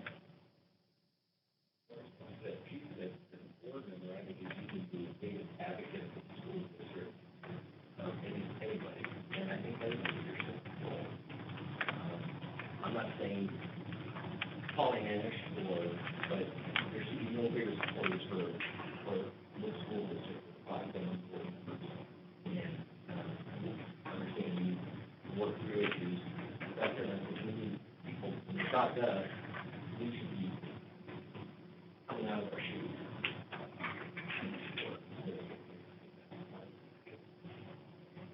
Leadership's allowing people to make a mistake and helping them get through it versus, penalizing. I think along those same lines, what I see my small team appreciate is when someone makes a mistake, they know I'm not going to throw them under the bus. They know I'm going to help them figure it out, and how do we make it work next time the right way. I think that whether we're the superintendent or in charge of a respective department, is being able to, I wrote it down here, but it wasn't in it, is to be able to translate the vision that we have and the goals that we have into reality. How about character? What is character?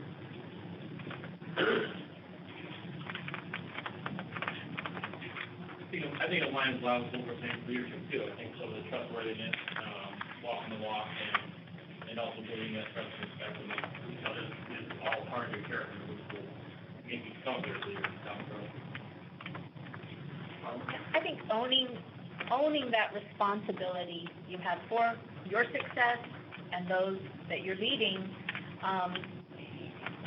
you're responsible for their success as well, and you own that, and like I said, walking the talk basically is a big part of that integrity that builds others' confidence in you, the others around you. And I think integrity should have the award all.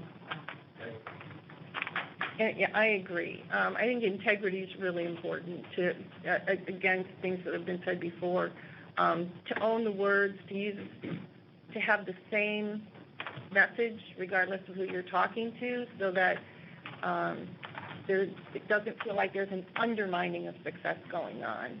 And respect. I would add integrity and respect.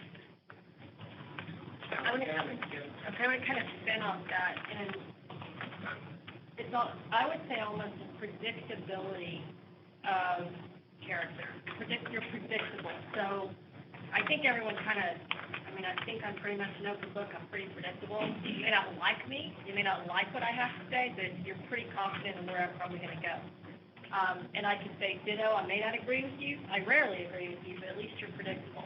It's those that you never know, depending on the day or which way the wind's blowing or whatever, that are just, they don't seem to have a compass guiding their decision making. I'm not talking about morality of character or anything like that. Just a compass that guides their decision making.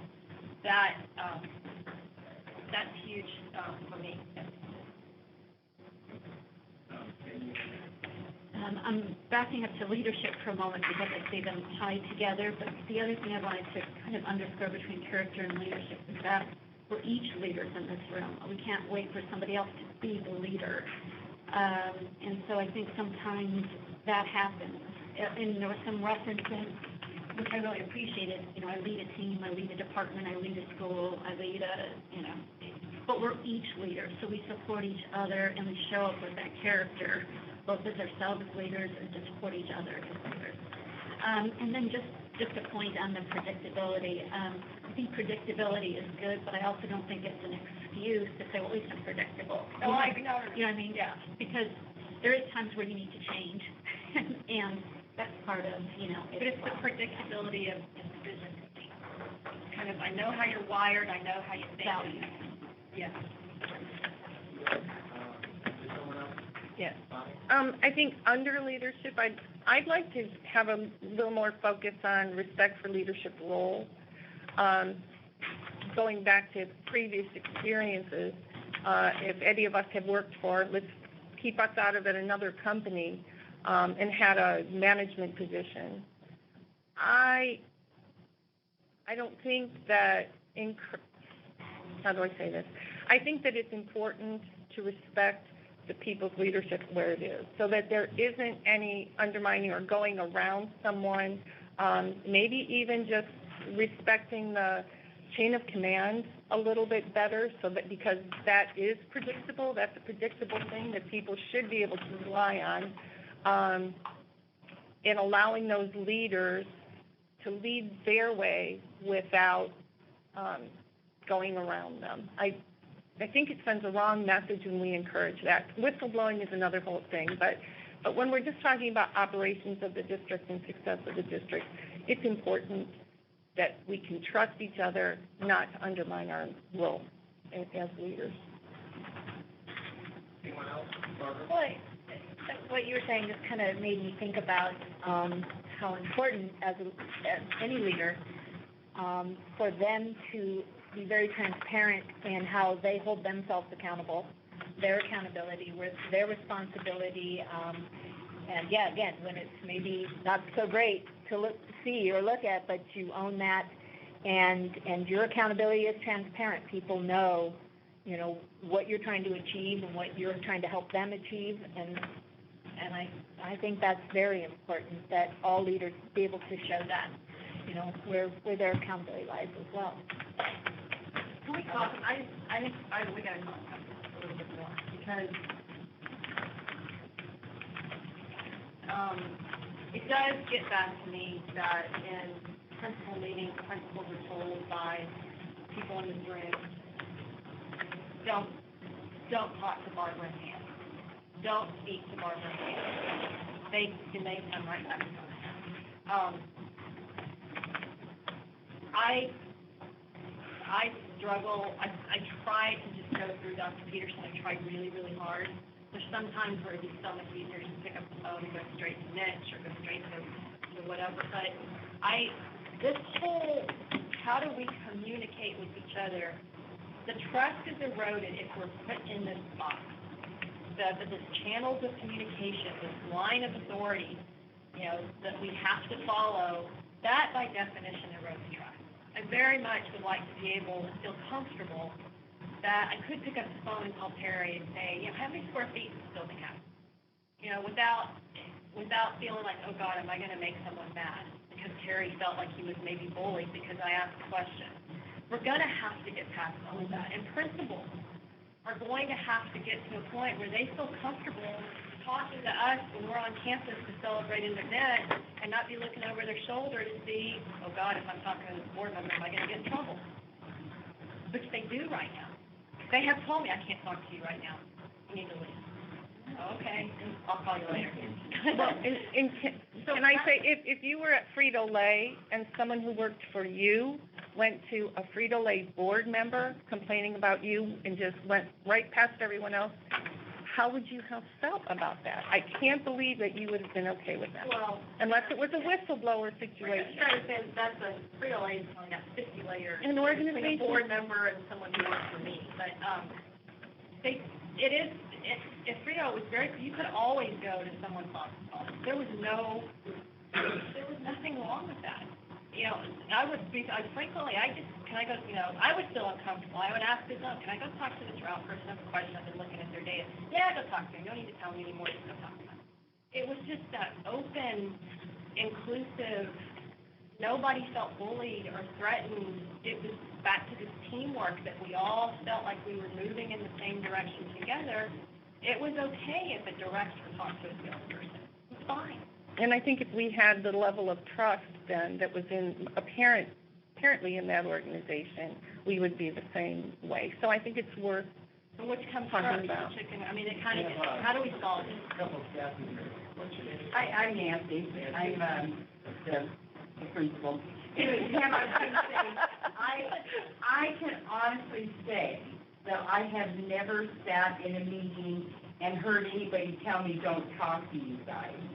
I kind of wonder if some of that comes from, maybe some of my colleagues are afraid to talk to board members because they're not quite comfortable or trusting in some of the situations. But I really, honestly, goodness, have never heard that in a meeting where we've met formally. And if I did hear it, having been a former board member myself, I would have been appalled, probably would have opened my mouth to Dave separately and said, why would you be saying that to us? So maybe that, I mean, and he hasn't. It could have been maybe some situation where somebody somewhere misinterpreted something. Or is the principal, I'm sorry to interrupt you, Nancy, but is the principal maybe trying to build rapport with you, and they're saying that? I don't know, because honestly, if I heard that, you'd be having a come to Jesus meeting with me. So that's frustrating that we have that being set out there. Yeah, it's not I appreciate your comments, and I believe you, but I've also had 2 years of multiple APs and principals tell me the other way, so I believe in it. I mean, I'm not going to just say, oh, they're all lying, because No, I believe that you've never heard it. I do. But I'm just saying, other people have. We have 2 more people, Dave, Cliff, Well, and I will say that principals do reach out to HRI to let us know when you guys do show up. I will say in our admin academy, in the elementary breakout, I had principals raise their hand and say, do we have to have the board members on our campus because we don't feel comfortable with some of that? That was said.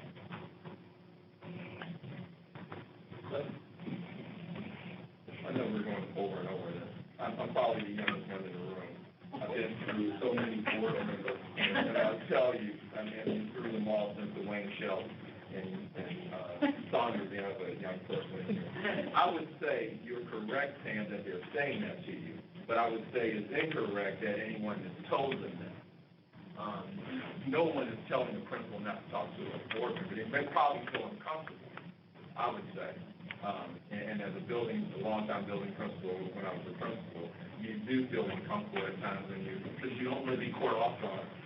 You don't want to say the wrong thing. And so they probably are telling you that. But I don't think that there's a superintendent or executive director or anyone saying don't speak to any board member. To me, that they may be saying that to you for nothing else to say. So that's my 2 cents in that. No one has ever, all those superintendents I've gone through has never said that to me. Yeah. Especially if they think that they're being asked something that's going to be controversial, they are most likely going to want to stay away from it. Yeah. They're not going to want to be. And they're afraid of hell of you too. So they're very different things because they're afraid of, They're intimidated. Intimidation is there. Oh, yeah. It really is. So They have too much work. yeah. Well, I remember one work study where we had several principals in a room with the board, and it was, kind of an open work study. And I remember one of them starting the conversation with, I'm probably going to get in trouble for saying that.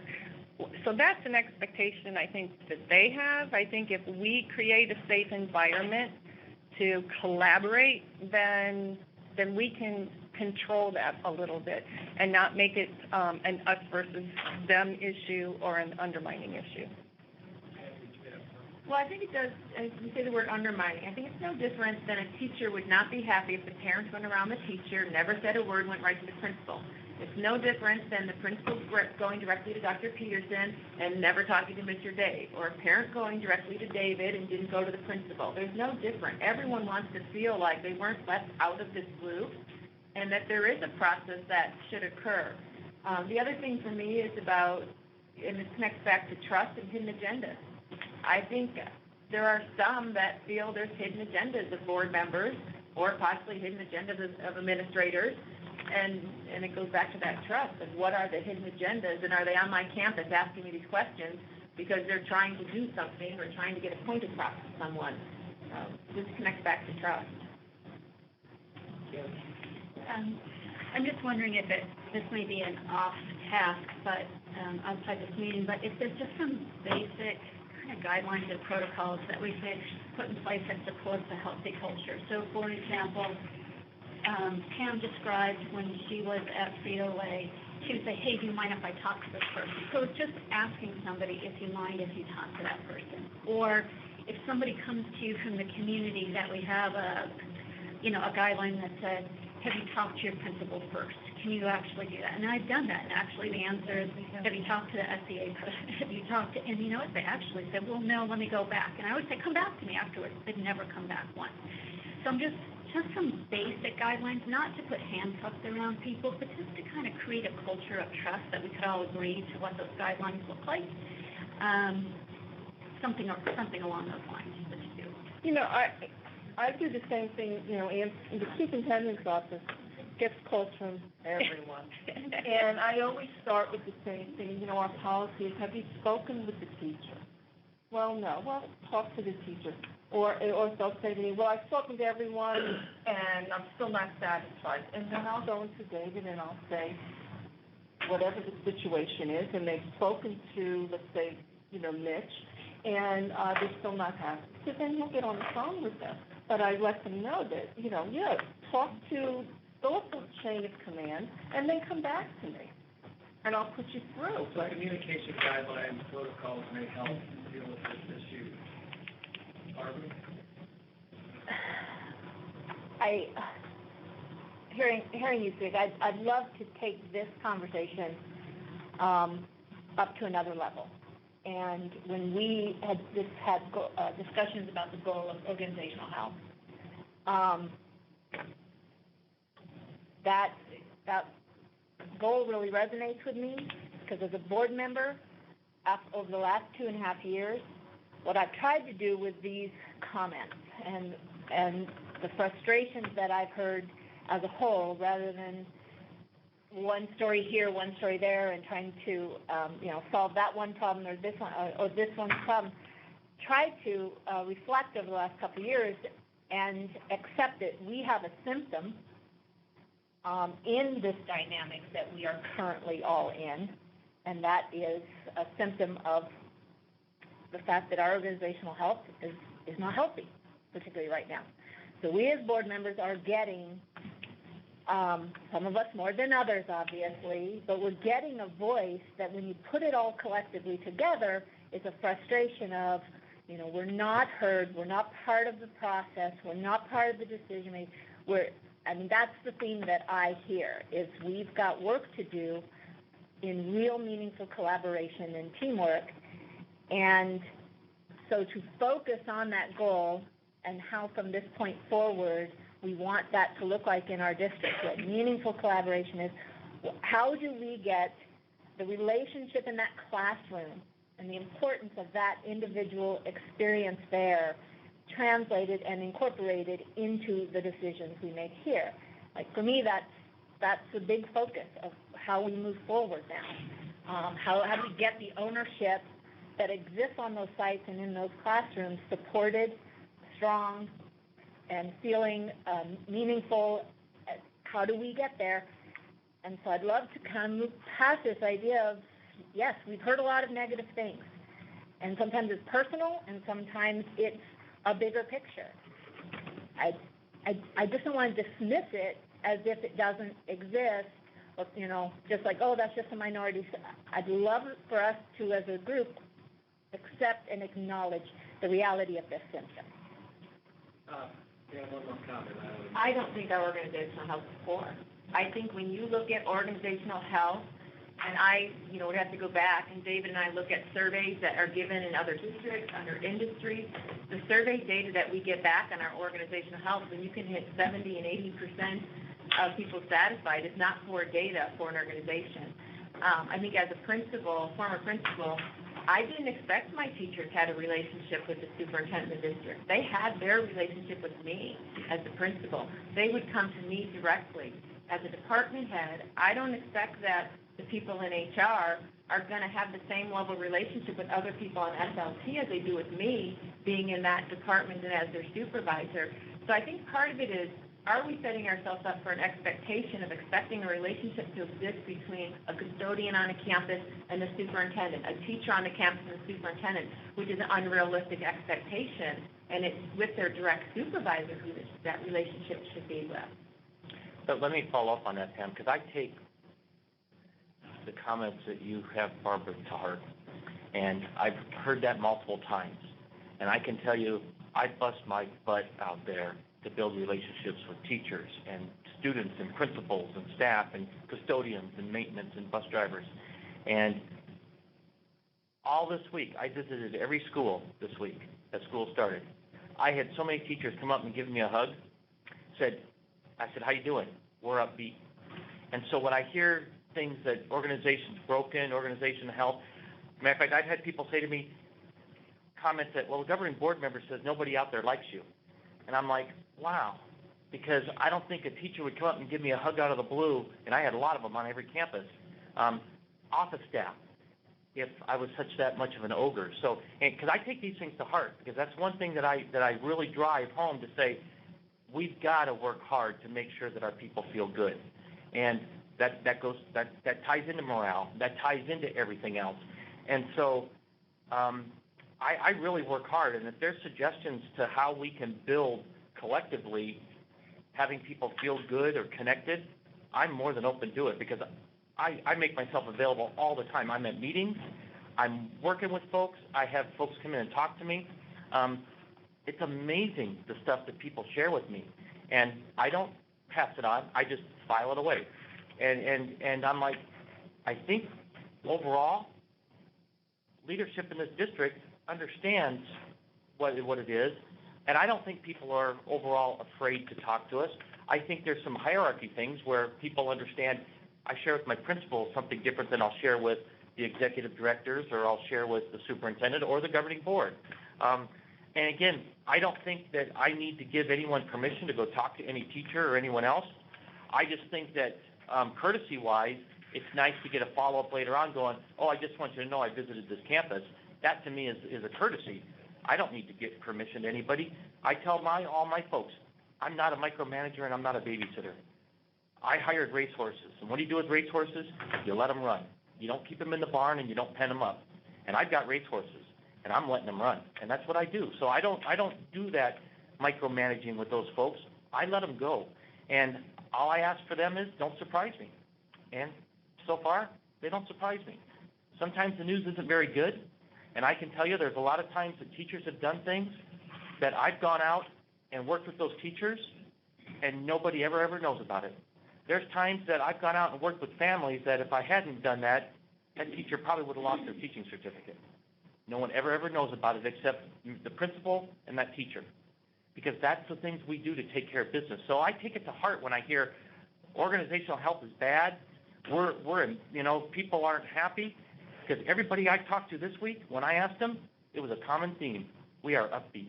And every one of my staff went and visited schools this week, and maybe it was just the start of school week, I don't know, but I can tell you, pretty good climate out there. Let's let the board respond. Bart, we'll Tim and George. And I guess, I hear everything you're saying, David. That is great, but Pam is right as well. I don't define organizational health purely by your relationship with everyone on the campus, or even Mitch's or Dave's. That's, in my mind, that's not just the definition of healthy organization, is that everyone's friendly and those relationships are important, don't get me wrong, and I certainly respect you. for the connections you make. But to me, and I mean, I guess I do find it frustrating. For the most part, I would think over the last 2 years, we could have all agreed that we had a morale issue, that we had communication issue. And I'm sorry, if I'm seeing something that for the rest of you it doesn't exist, I don't know how to get quite past that discussion. I need to understand that definition of. Because to me, the organizational health is that teacher at that site feeling confident that they have been set up for success by their principal, and that principal feeling I've been set up for success, and that the ownership that is necessary for our schools to be truly successful, and when you have that ownership of achievement for that student, that they feel at our site they've been set up for success. We have a system that is supporting them in that success. They feel it, they can own it, they feel a part of it. I feel we have struggled, and I know there's external factors that have been a part of that situation. But yes, I believe we have a dilemma in our sites and a disconnect where we're pushing and we want all this ownership of achievement, but we are making decisions and having conversations where they feel disconnected and have kind of been removed from the responsibility of that achievement to a degree, or at least they're being asked to be accountable, but yet don't feel a strong part of the decision making in what the tools they're given and the environment they're put in for success. I mean, I just think we have a lot of work to do there, and to kind of say, no, and morale is great. I didn't say morale is great. I said it's good. It's good, great, but. We're going to go from good to great. I want to. I don't know if I'm making sense. But no, you're making complete sense, but I also want to be able to say, I will always say, not every teacher is going to feel that they were set up for success. And that's an unfortunate thing for me to say, but that's reality. Because we do not get to hand pick and choose the students coming in our door. So we don't get to say, here's all the higher achievers, you all get them. We welcome everybody with open arms. So if we have one that doesn't fit our mold, they're still coming in our door. That teacher's not going to feel sometimes good about that because they are not getting all the successful students, and it's going to be tough. There's other teachers that say, you know what, I will take every single one of those students, and if I get them just the tiniest little bit of growth, I'm successful. There's other teachers that say, if I don't see 2 years of growth out of this student, I'm not successful, because they have a different standard and they understand where they're coming from. So I can't honestly sit here and tell you that we are going to make every teacher feel like we have been set up for success. We're not going to, because it's the luck of the draw sometimes. You get different students, and that's what we get. I have that same conversation with principals, because we take students that come in, they're 7 credits behind. I was at a high school this week that we had that. That person doesn't feel set up for success because they're trying to work with a student that's 7 credits behind. But you know what? We have an obligation to work with that student and try to help them and help them move forward. And we're going to do that. It's going to be tough. And that teacher's not going to be happy going, yeah, I'm set up for success with this student. You absolutely are not. But how can we help you get to some level of success? And we see that a lot. Let's hear from Kim and then George. First, I just wanted to thank Dr. Peterson for your kind of heartfelt response and just all the good work that's gone in from you and everyone in this room to get this first week of school off to such a great start. So, thank you. It's a team. They did great. Absolutely, everyone in this room. Secondly, just to maybe parking lot some of these ideas, I think it's really important that we get really critically self-aware between I and we statements, because if an individual, you may have a particular belief or experience, and I'm not here to take that away from anybody, but we have to be very careful as leaders that when we say we, and depending in the role that you're at, that we can extrapolate very large. And we just have to be self-aware when it's I versus when it truly is a we, because it's not taking the experience away, but when you're in a leadership role and you say we, the public can take it as a big lead when it's your personal experience. So we just need to honor and just be kind of self-aware, and then work work with each other to kind of get on the same page. So that's all that. Yeah. George? Yeah, I'll try to agree. While I've watched this, you have this internal struggle for years, and I know that I don't see it, I still don't see it. And I just want this organization, a big organization, 3,000 employees, we've been through 2 years of brutal, difficult times financially. There are going to be people unhappy, but I have not seen any evidence that we trust of a culture of intimidation or anything like that. It's quite the contrary. David is the most open, embracing, inclusive leader I've ever seen. I think it permeates down through his team. I'm not saying it's perfect. Of course, there's people unhappy out there. I mean, if they feel some of this, I believe, I work for a huge company. Believe me, the rank and file, we love to speak to each other all the time about how hard we have it. And when it comes to a big organization, and I think you're mistaken to think that this organization is broken. It is not. It is a very functioning, highly functioning school district. People are going to complain because they're underpaid. They are underpaid. They're overworked and underpaid. So if they have a sympathetic ear, you will hear it. But the reality is, this organization is functioning extremely well, all things considered. I guess I'm asking you, it's going to sound condescending, but have a realistic view of how an organization like this functions. Now, people are in it. In general, the house is not on fire. Quite the contrary. I just think I'm realistic about what you expect. They're underpaid and overworked. You're not going to be unhappy. But I don't think it comes from this organization. And I'm just going to say, I've tried to say it before, is I tried very hard to hear complaints and process them through that bigger picture.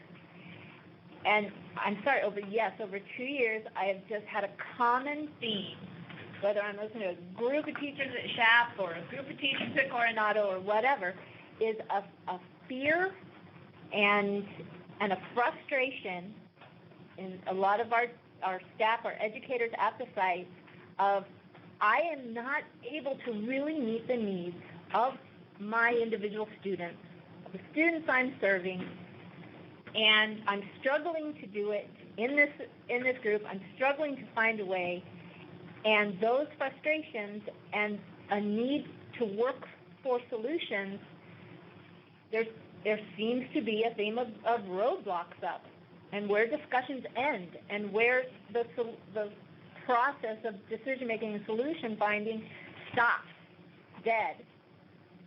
And that has become a perception for me, to hear that here and here and here and here, when our teachers and our leaders are reaching roadblocks to finding solutions to serve the needs of our kids.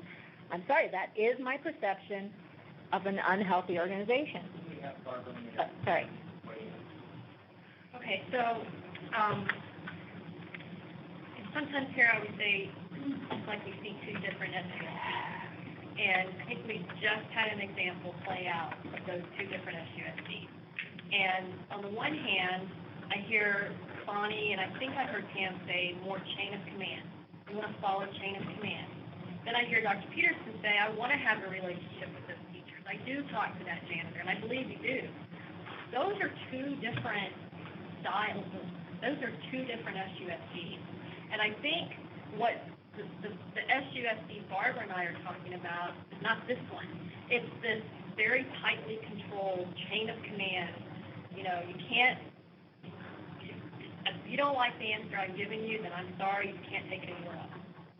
I was talking about it in form of governance. Okay. Of the governing board respecting the chain of command. But it bubbles, I agree, okay, fine. But I think it trickles, right? It sets the tone of the entire organization. If we have to follow this very strict chain of command, and it's uncomfortable for us to pick up the phone and call call Melissa and say, hey, you know, this code of conduct, do we do this? If that's uncomfortable for us to do, then it's going to come through the rest of the organization. So I just wanted to give the example of that's the org health in you see the David Peterson side of org health. I think Barbara and I see the other controlling side of the organizational side. And I think what you're trying to say is the resources, I think that's purely a financial investment discussion that we need to get to on priorities eventually. That's part of it too, which will positively contribute to org health if we can ever fix it and invest. All right, Kim, and then let's try to wrap this up. Okay. This is a great conversation of leadership because this is a theme that's really important in leadership, which is called polarity management. And Karen talked about it, and she called it balance. It's the same thing. The higher you go up in the organization, if you're down here, things are black and white. If you're up here, they are super gray. Polarity management means it's not a problem to solve, it's a tension to manage. It means there is no right or wrong answer. But leadership, going back to what I talked about initially, which is it's having the ability and the confidence to move forward without all the facts, because the facts are black and white. They sit on both sides of that scale. The tension that you feel is that there is different ways to do it. Leadership is figuring out the way in the middle. I'll tell you what, there's no book that's going to tell you how to do it, because it's not a problem to solve. It's a tension to manage, and then it's helping people move forward and understand that it's gray, and there's more than one right answer. And that's what, for me, that's what this is all about. And we're not going to solve these problems here, but I think putting them out there is a good place to hold on to. And then it starts with awareness, and it's supported through trust, and you'll work through that gray together. And there's no simple answer. I just wanted to agree with Barbara about the setup for success, but I would like to see it taken past the site level and include everyone here, including each other as governing board members. I have to remind the board that the lowest scores that we ever got on surveys were about the board. They're half of the approval rating of our administrators, and that was during the worst of times. That was before we passed an override. And so I think we need to commit to not divide and to make sure that everyone feels comfortable talking maybe to anybody, but it's not in an undermining manner, not in a divisive manner, and that everyone feels supported. And I think if we could try that for a while, we might see some great strides, especially in the trust area. All right, I think this has been helpful. Obviously, I think it's got to the heart of the issue we can have it. So what I'm going to try to do is capture this and summarize this, and then work with Dr. Peterson or see if we can come up with some concrete things to address some of these items. But I think we've talked about some of the critical things that maybe we need to look at. So if I could, give you a chance to grab your salad, it looks like it, and take a few minutes to stretch and go to the bathroom. If we could reconvene maybe around 20 till 1, so we can start talking about the goals and the visions for the year. That would be helpful. So let's try to reconvene about 20 till 1. Or, something, but solution or, we're not expecting it to be fixed. Good luck. I know Dr. Peterson still got to finish his lunch, but I think already. I would suggest that maybe I just do a couple minutes on what we just experienced, what we just went through, and ask you, what did you like about that, and what would you change about how we do that for the future? So, what did you like about that section of the meeting?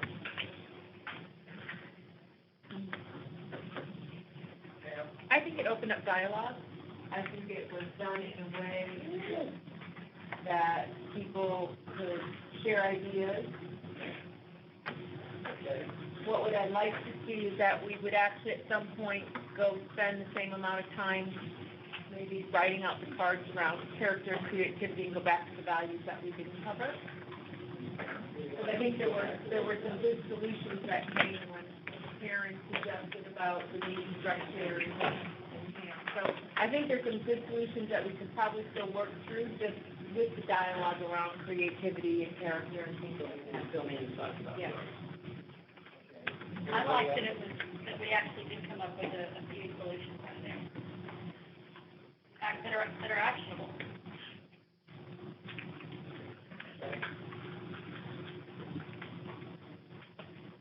Anything that you liked about that part of the meeting, or things we can change? Karen? I think that the opportunity to listen to persons that are looking through different lenses is really, really important. For example, I didn't understand that the perception by our teachers, principals, boards, parents, when we say chain of command might be seen as control, versus some of us look at as efficiency, and we want to help our people so much. And so that balance between, I didn't realize that might be seen as controlling, so that was an epiphany for me to listen to others thinking about that. And I heard the angels sing when that came to you. Maybe. I just think the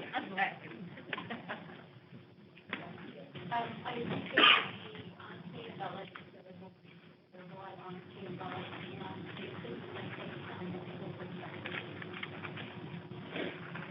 That was exactly what I thought. Very honest discussion, which I would say. Anyone else? Not a good thing, so what would be changed? How could we do things better? I think in most of these types of activities, time. Need more time. Well, and I think living it. I mean, when we want, there isn't a parking lot discussion that doesn't follow along with what we've talked about. But somehow we got to circle back to discussion to make sure that. Right. Okay. That's, I think, we did expose a lot of dilemmas and challenges that we would have, and getting to that point where we really have a meaningful solution and a process that helps us work through it. Yeah, we always make sure we come back to it, not it just not be I came to vet and now we go back to the same. I have one more positive. I'm always interested in hearing from a variety of stakeholders from their, and I think we had the different lenses, but real stakeholder involvement, which is a little bit different than just coming from your own point of view. Anybody else? All right, it was a good debrief. Now that's. Okay, thank you. And I'm going to go through this fairly quick because Steve's got some meaty things for us to really talk about, but set the context of strategic planning. And really, when we look at the strategic plan and we look at the governing board, we look at staff and those types of things, I think it's important to understand that the governing board really is the one who sets the organization direction. The strategic plan is the governing board's plan. I truly believe the governing board owns that plan.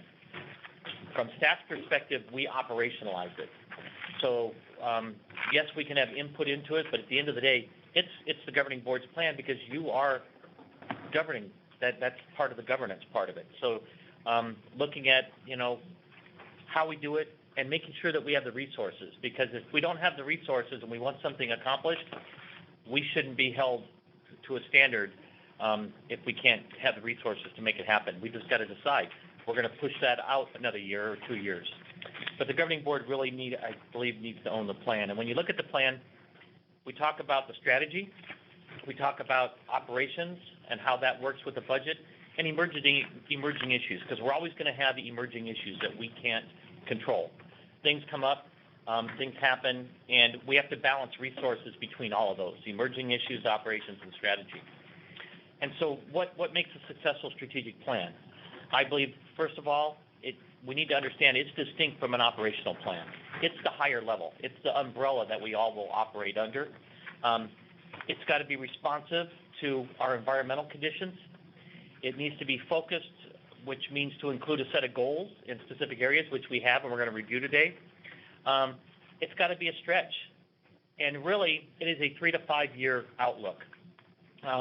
Organizational strategic plans are not 15, 20-year plans.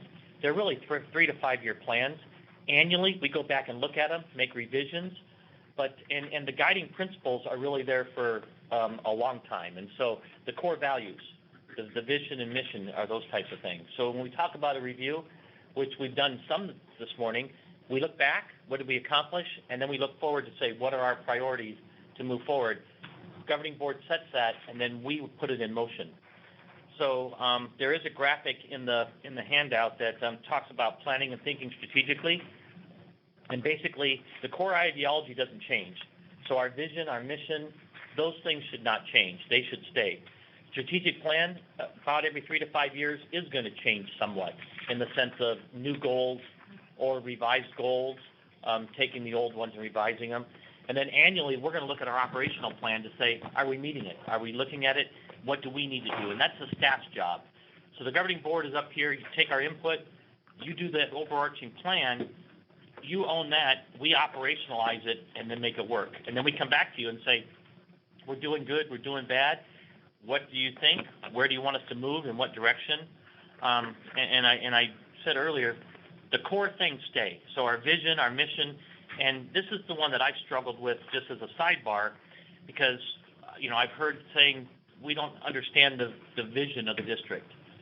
The district has a vision. I think it's nomenclature. And so one of the things I want to make sure we all walk away from today is the right understanding of terms. Just as Karen said, understanding what it means for that chain of command versus what other people see that chain of command. Because from my standpoint, we have a vision in the district. That vision is to engage and educate and empower every student every day.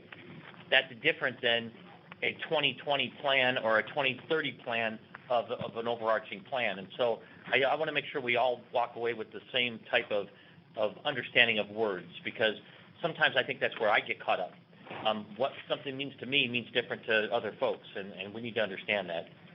So, what does success look like? We've talked a little bit about that. I think we'll talk more about it today. And then how's it measured? We went through a big session last year and did key performance indicators or baselines and measures, if you will. But I don't think those really are overall tied to the strategic plan. And this next year, hopefully we can get back to what key performance indicators should be under the strategic plan for looking at that. So that's kind of that big picture. In there, I have a graph. I want to thank Christine and her team for doing these. If you in color, they're pretty phenomenal. But the graph for the strategic planning process talks two areas: strategy development and strategy deployment. The strategy development part is really the governing board taking our input and setting that direction. And that's taking our 2011 plan, which so time is good right now to do it, looking at our performance results or our key performance indicators, and understanding resources. And resources are kind of the tri-leg of a stool. It's people, it's money, and it's time. And if any one of those is out of balance, the stool falls over. So we need to understand that if we don't have enough people to do some of these things, it's not going to be effective. If we don't have the dollars, if we have to go hire somebody to do something, we don't have the money to do it, it's not going to be effective.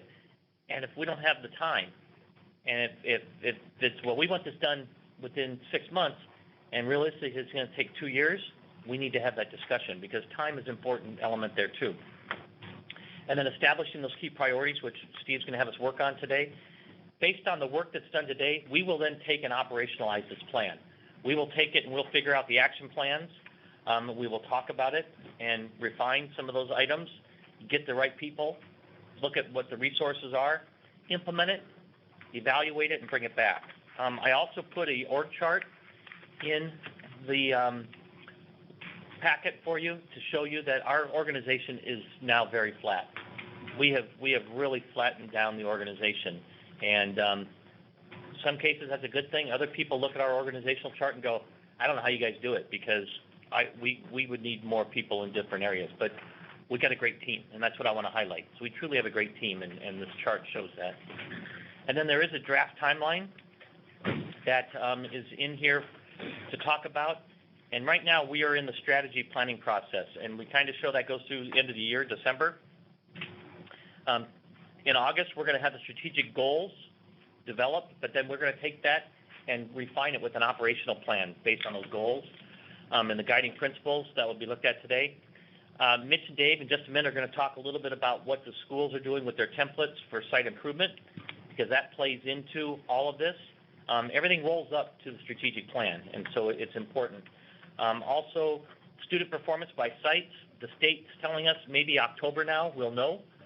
So if they're still on track, we'll know sometime in October. They're going to set the actual levels this next week. Actually, tomorrow, that's right. But we won't have any data till October, so it's frustrating. We won't even get embargoed data, so that's the frustrating thing about it. So we'll know in October, and we can move from there. And then under the strategic plan are several other plans. One of them is the facility master plan. So we are moving forward with the facility master plan, but it is not the strategic plan. It is a component of the strategic plan. Just like the site improvement plans are a component of the strategic plan. They are not the overall strategic plan. They're components of it. So we're going to move that forward. Our goal is to be done by January, reporting back to the board. Then the budget will start right around that time.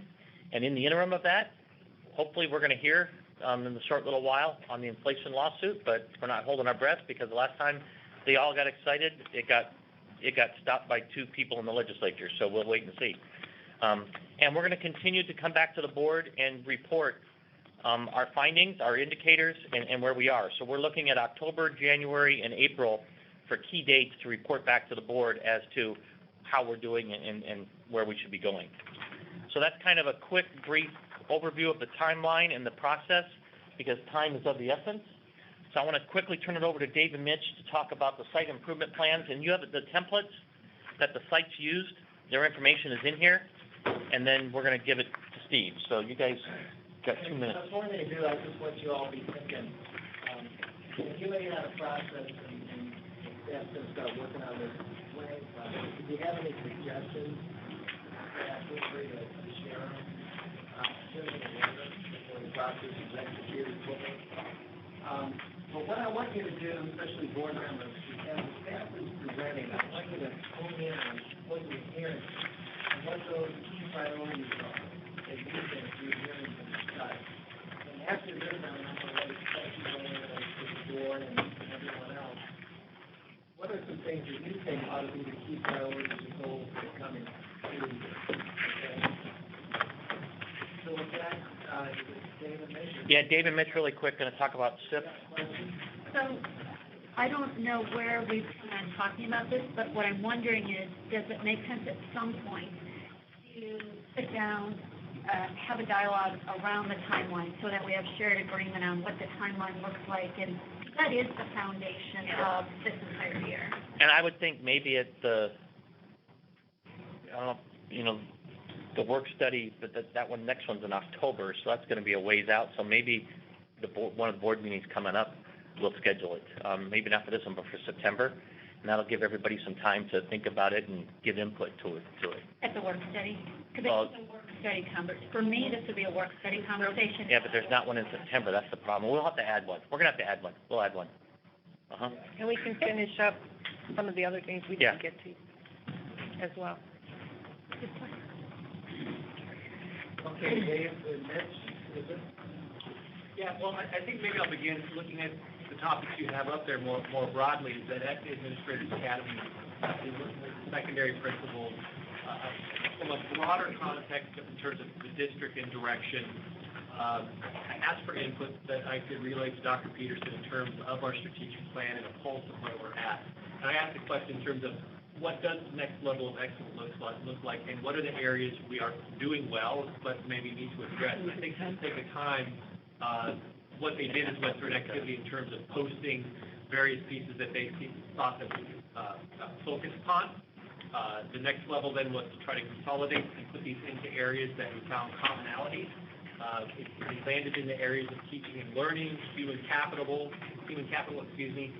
management, relationships, But rather than share all those specific points, I think the bottom line was there was two distinct pieces that came out. And one was that we have a very good strategic plan in place. In fact, it really mirrored the areas that they identified, and even the level of specificity was still there. Let's not upset this in terms of work that was done 5 years ago with a lot of constituents work, building a set of values that we believe in as a district. We need to honor that.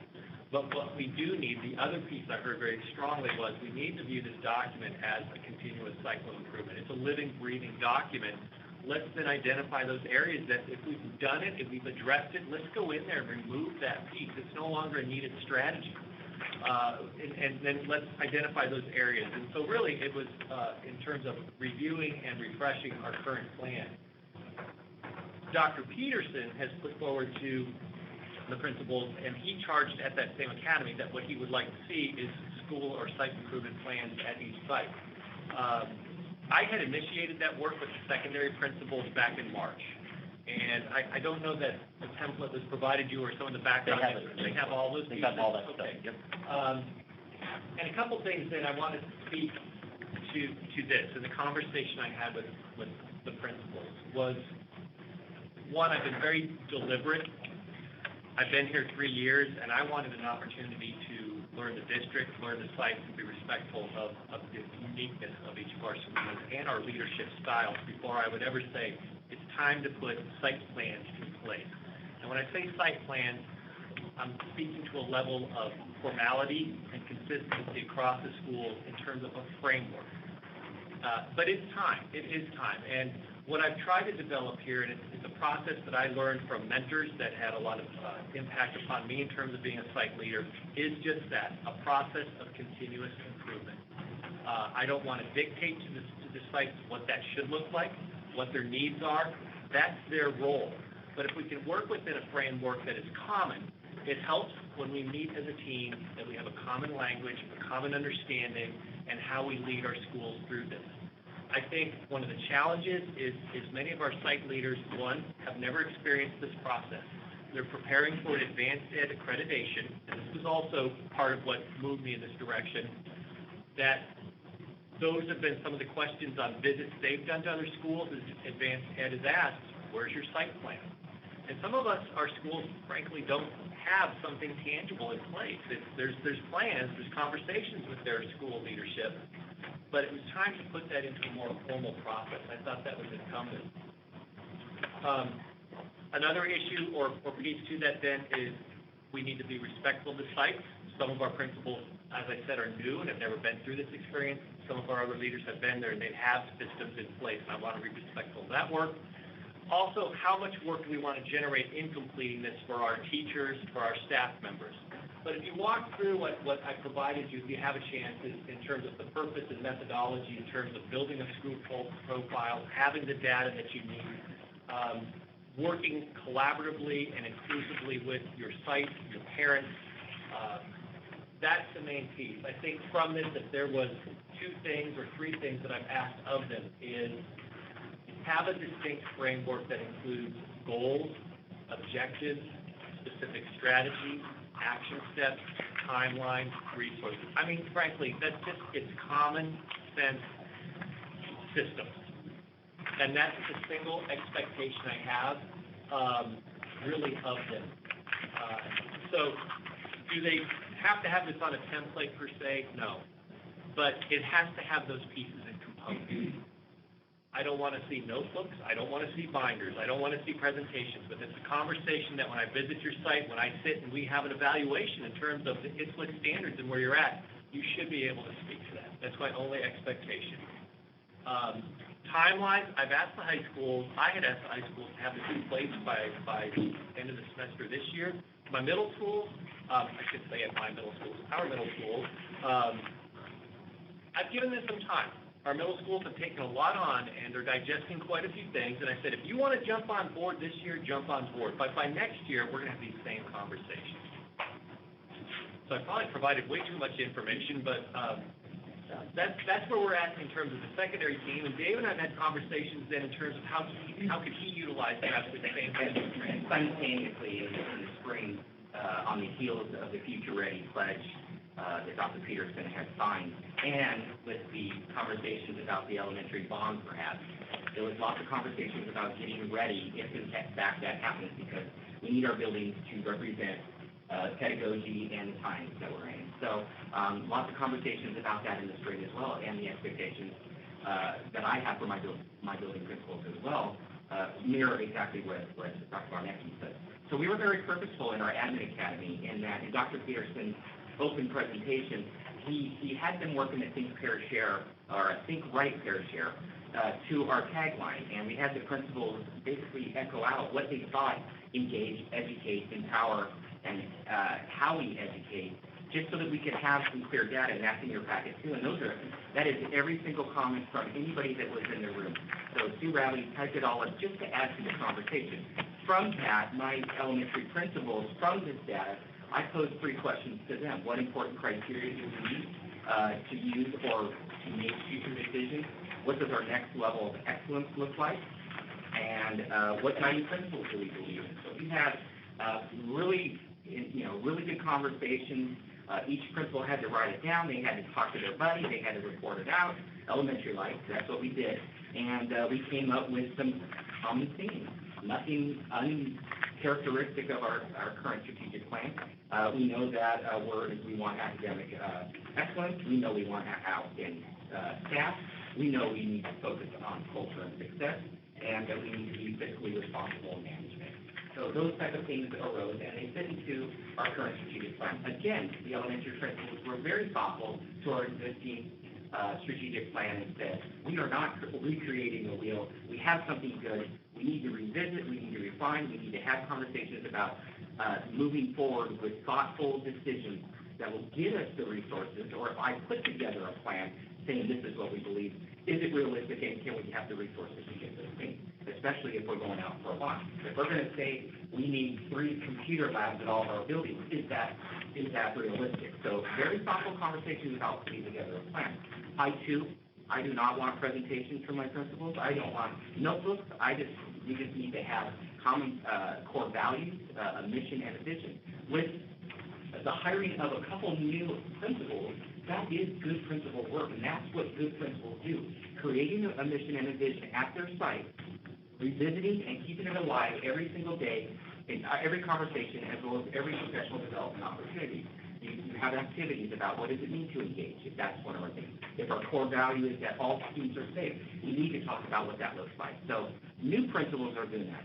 My A+ principals that have already gone through the A+ process, the bond and the SUSD, Cherokee, they had to do this planning. So of course they're going, hey, we already did this, and I'm like, it's all right. Have the conversations with your site councils. Have conversations with your community members, your business partners.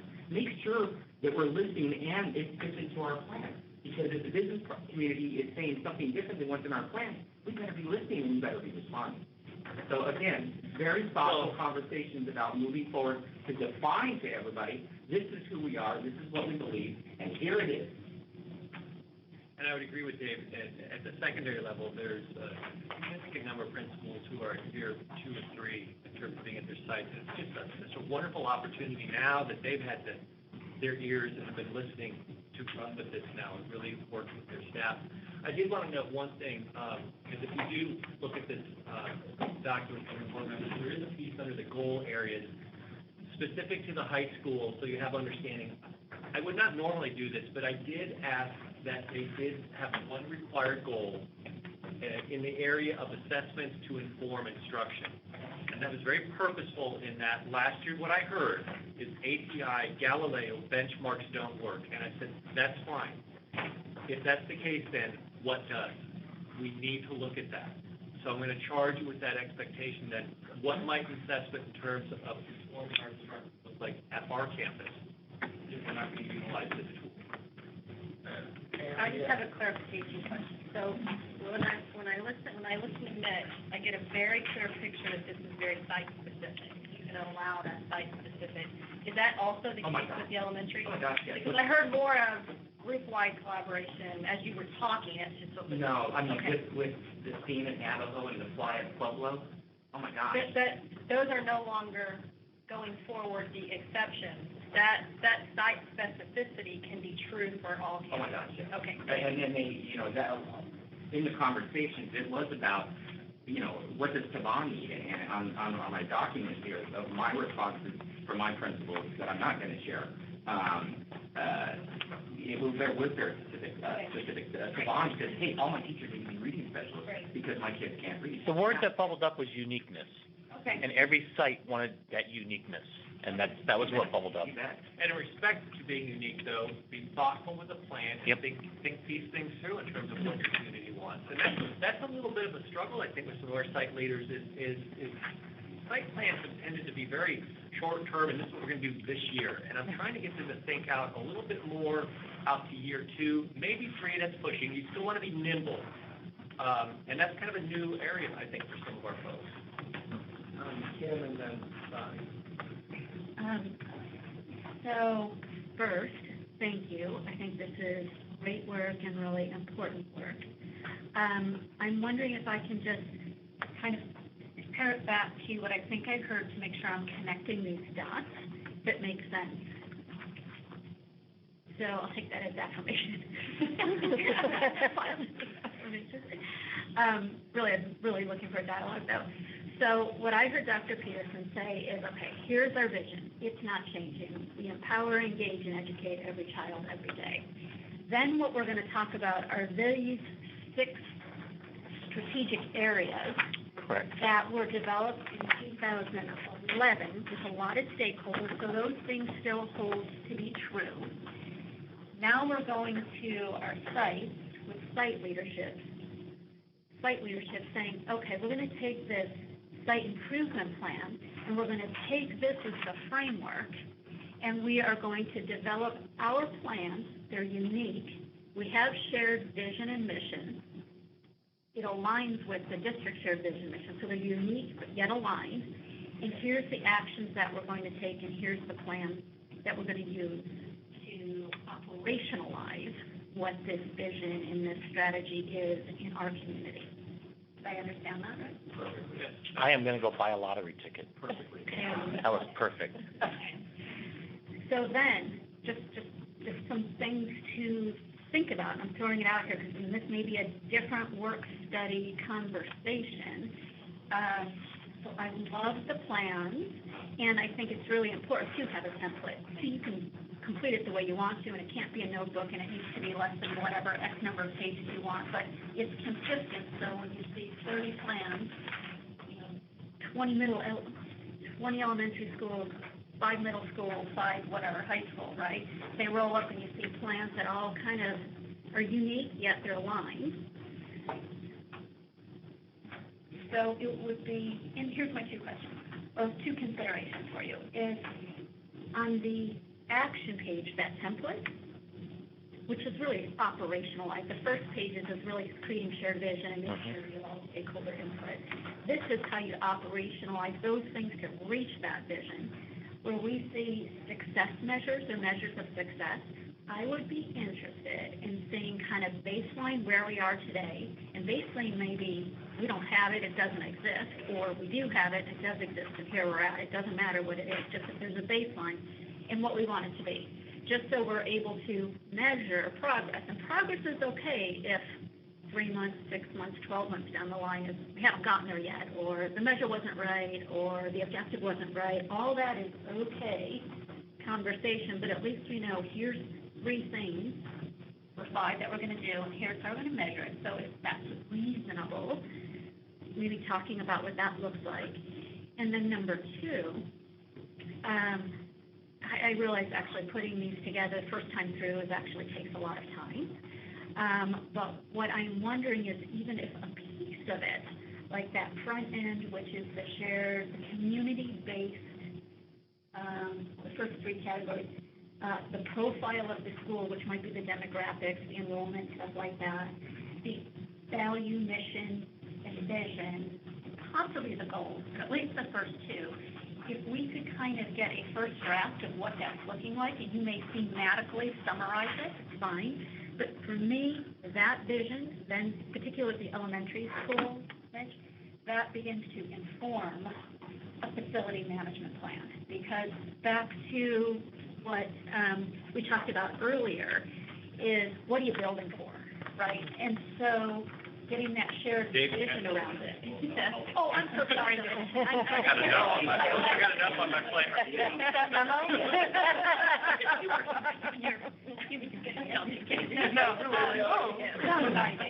But if you get those front end pieces, because that begins to inform what the learning community for the next 20 or 30 years, I realize these are 2 to 3 years, but what the vision looks like, because the vision is lofty, and these operationalizing things, strategies are what's going to get us there incrementally over 10 or 20 years, right?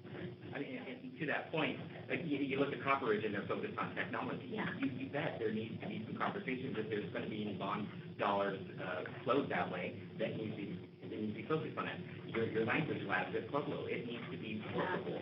Your STEAM, I mean, come on, she started the STEAM Academy. I saw the room and the Chromebooks and stuff. So they're very thoughtful, and putting together this plan now is very timely, and they're excited about it. A couple of things that Mitch and I, while I still have the microphone, we have to be very sensitive of.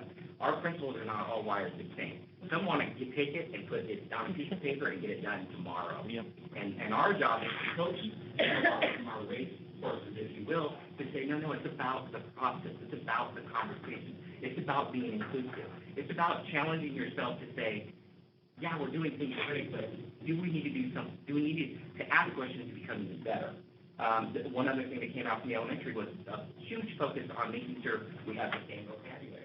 Elementary, I think by nature, they are rule followers, and they kind of like a framework and to have sameness.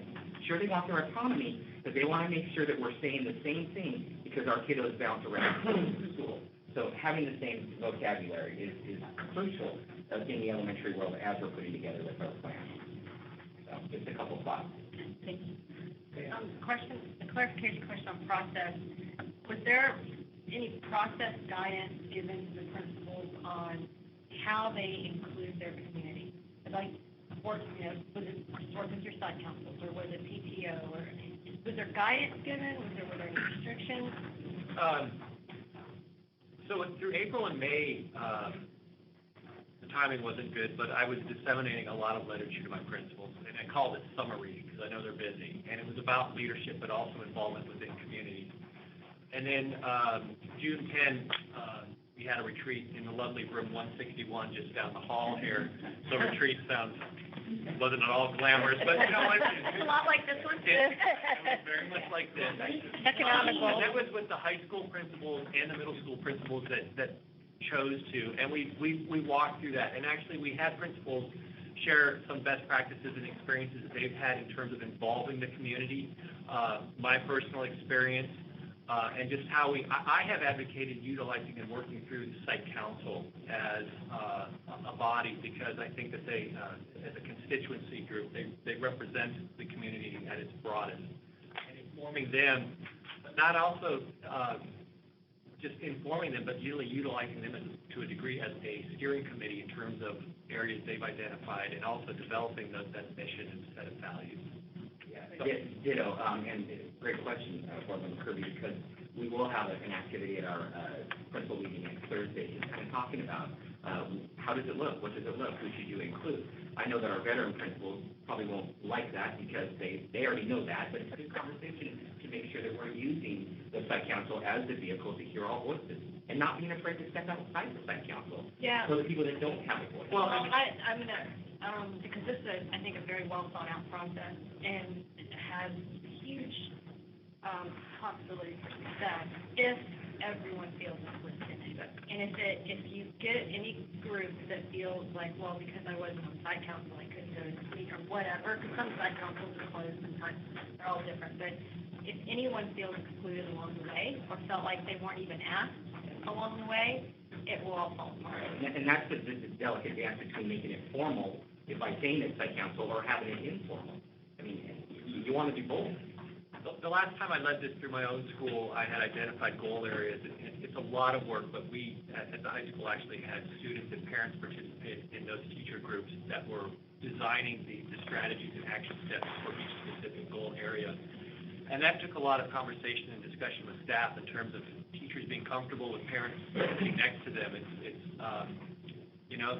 Speak your mind and be free to do so. And then also reporting out to PTC, for instance, or whatever, that group in terms of updates and communication. And I'll add one more thing, is also going beyond just our parents and our teachers and our students into the community that particular school serves.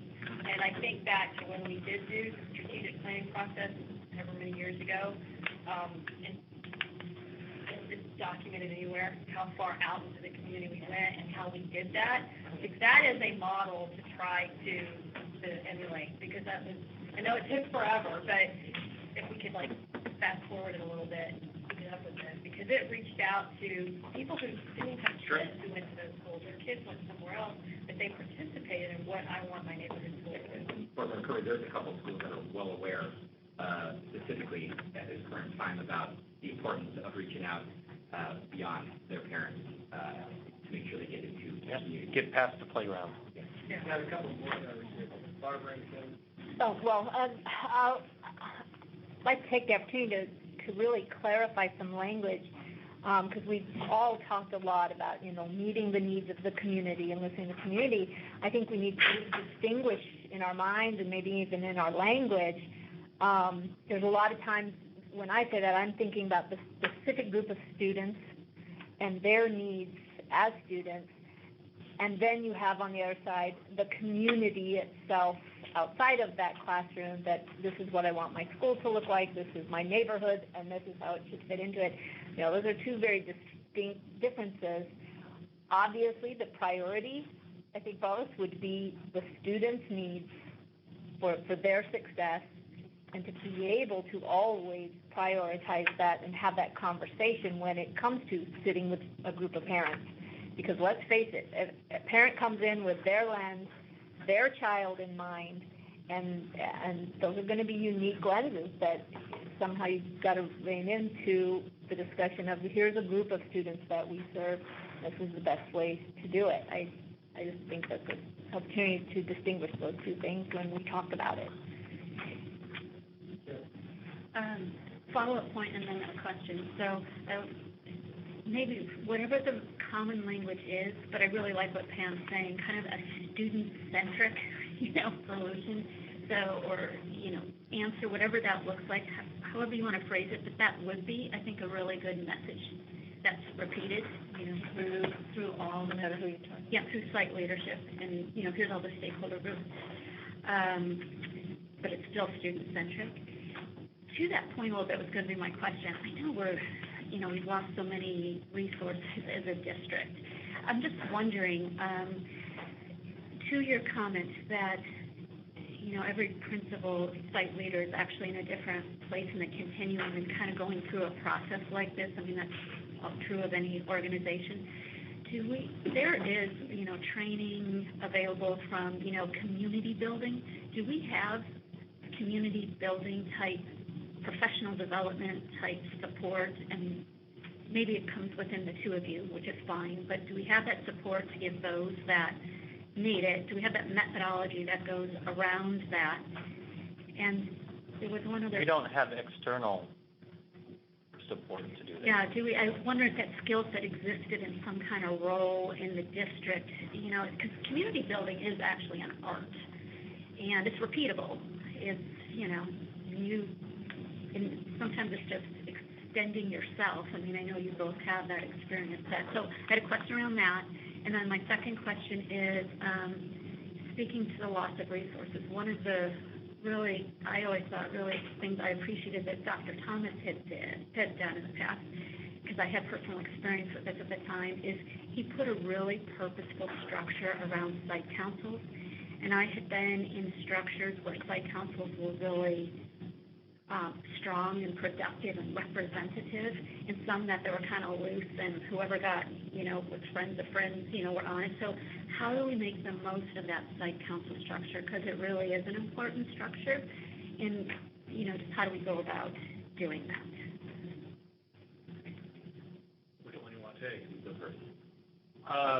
You got it. Wow. Tag, you're. Yeah, well, I think when you talk about some of our campuses have a head start and a lead, especially when we're talking about building community and within, you know, the students and the staff.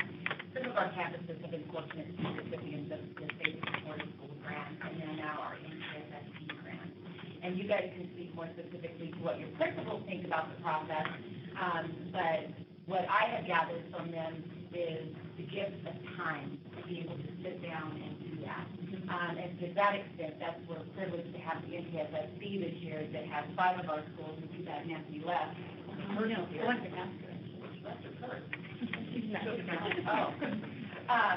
So I just didn't want you to forget how meaningful the services department is. I'm pretty confident that, obviously, no external funds to bring in the expert, if you will, but I'm pretty confident in Dr. Von Ecken's experience, you know, at the high school, middle school level, being a veteran principal at Shadow Mountain for many years, and myself, you know, I Googled Dave McNeil beat the odds, and, you know, I've been through this, and I think that they have a pretty good resource in myself to help them. By no means are we the experts, if you will, but our brand new babies, if you will, our brand new principals, or the ones that have never gone through this process, are being encouraged to reach out to all in this room to make sure that they have the tools needed. Some are going to do better than others. There were a couple of our principals at the elementary level were concerned that is there going to be the site plan police? Are you going to make sure that I meet with everybody? You know, a little bit about making sure we're being too formal and not giving them the leeway to take risks in talking to certain groups of people and things like that. So a delicate dance, once again. If you have any suggestions, I'll be more than happy. I have one. But I think, it's a year-long process, and we will make time in our principal meetings every time to talk about this process, because it is a year-long process. So we will all, I think everybody in this room will continue to grow as we move forward. Well, and specific to training for building community, no, I think, again, our guidance is such, another area of training I've been a proponent of and would like to see is work with facilitative leadership and teaching our site leaders and teacher leaders in terms of how we just bring people to consensus and do so in a civil discourse, and it's done in a way. I think that goes a long way in, again, building that trust that people are being heard. Now I totally lost my train of thought after that.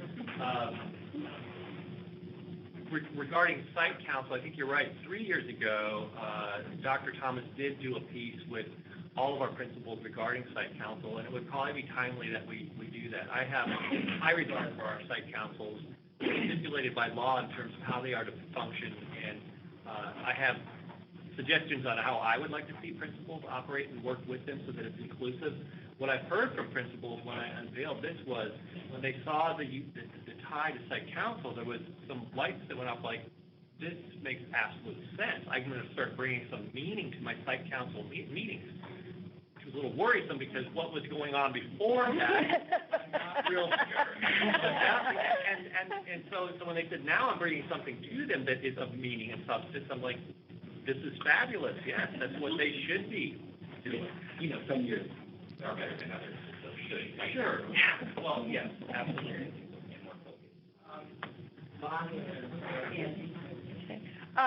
I like the idea of the community building with the support and community building and your process, the site improvement process, and having something that is understood by everyone involved is one of the key proponents that's looked at in A+ schools and national board certification. It's really our schools that do this intrinsically, that do this on a continual basis, that end up getting the award. And I'm wondering whether the Arizona Education Foundation wouldn't have some great examples within their application of community building, and that actually define processes that were used and things like that would give us a little heads up. And, maybe we could get Bobby to send somebody out and talk to our principals. Nancy? I almost can't believe I'm saying this, but I left our elementary principals meeting kind of pumped up about this, because normally I think, we think, oh, it's a teaching class, and we're taking these big thick notebooks that we had several years ago, but we walked away without feeling like that.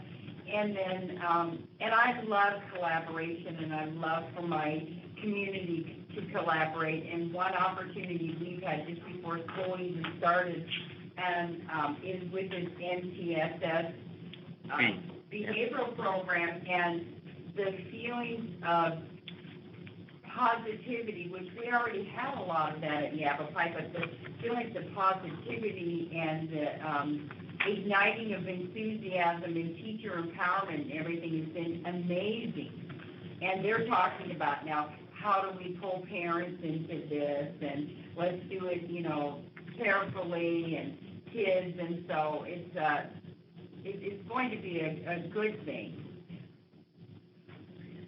Let me kind of summarize what I heard, and then allow you to weigh in on anything new that you think we ought to focus on. But I think what you heard from the site is that we think the 6 goals that were established in 2011 are still applicable, and they still want to work within that concept. And again, for the new board members who are not around, I've led the committee before like this, and I came in after there was some community forums held, and a survey that went out there, and I can't remember who was going to was kind of, he called me in, he's like, he gave me a stack of comments like this. He's like, okay, here it is, go figure it out. There was a lot of input from the community on what they felt needed to be focused on. And so what we did as a committee is we went through that information, and from that we felt like what we heard the community saying fell in these 6 categories. And so it was the committee that took all that information and developed it. And it felt like everything that the community was saying was captured in these buckets, if you will. Now, the beauty and the proof of how you implement this is going to build the pyramid strategy and the action plan. But these things, it sounds like they're still applicable and still going to be used as a framework. Again, it revolves around teacher quality and professional development, technology improvements and integration, high standards and accountability, optimal class size and personalized learning, communication, community partnerships, school safety, and community support. And one of the things I just want to make a note of is there was a lot of conversation in 2011 about class size, and the realization that there's only so much we can do with the legislature and the resources they gave us. So we used kind of optimal class size, recognizing there's only so much money we have, but let's do everything possible to optimize class sizes. So that's where that term came from. Now, the board last year, we went through all this. We talked about it. And what happened last year is there was a recognition that these are still applicable, but you condensed them all under a banner of academic achievement, specifically these 3. Related to this issue, a lot of the conversation last year was around whether it all comes down to fiscal stability. Related to communication and partnerships, we wanted to focus more on the external piece of communication. And then we talked about business concepts, which grew out of a neighborhood school discussion, which I'm not going to revisit, but that's really what that is.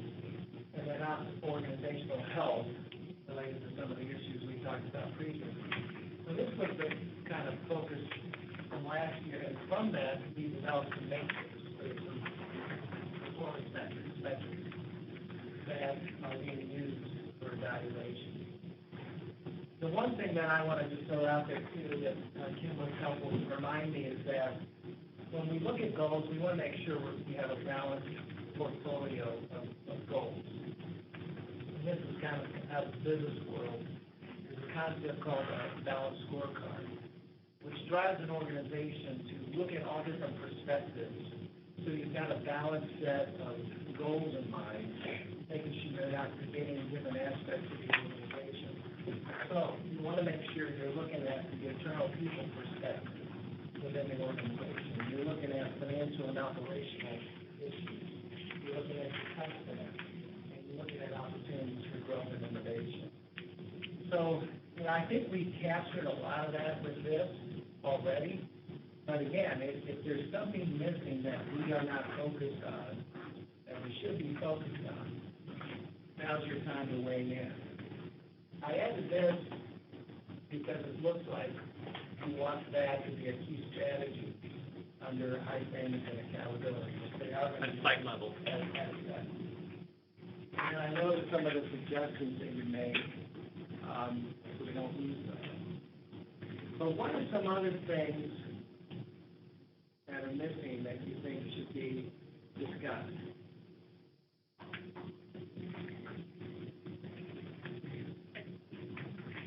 I'm just not clear.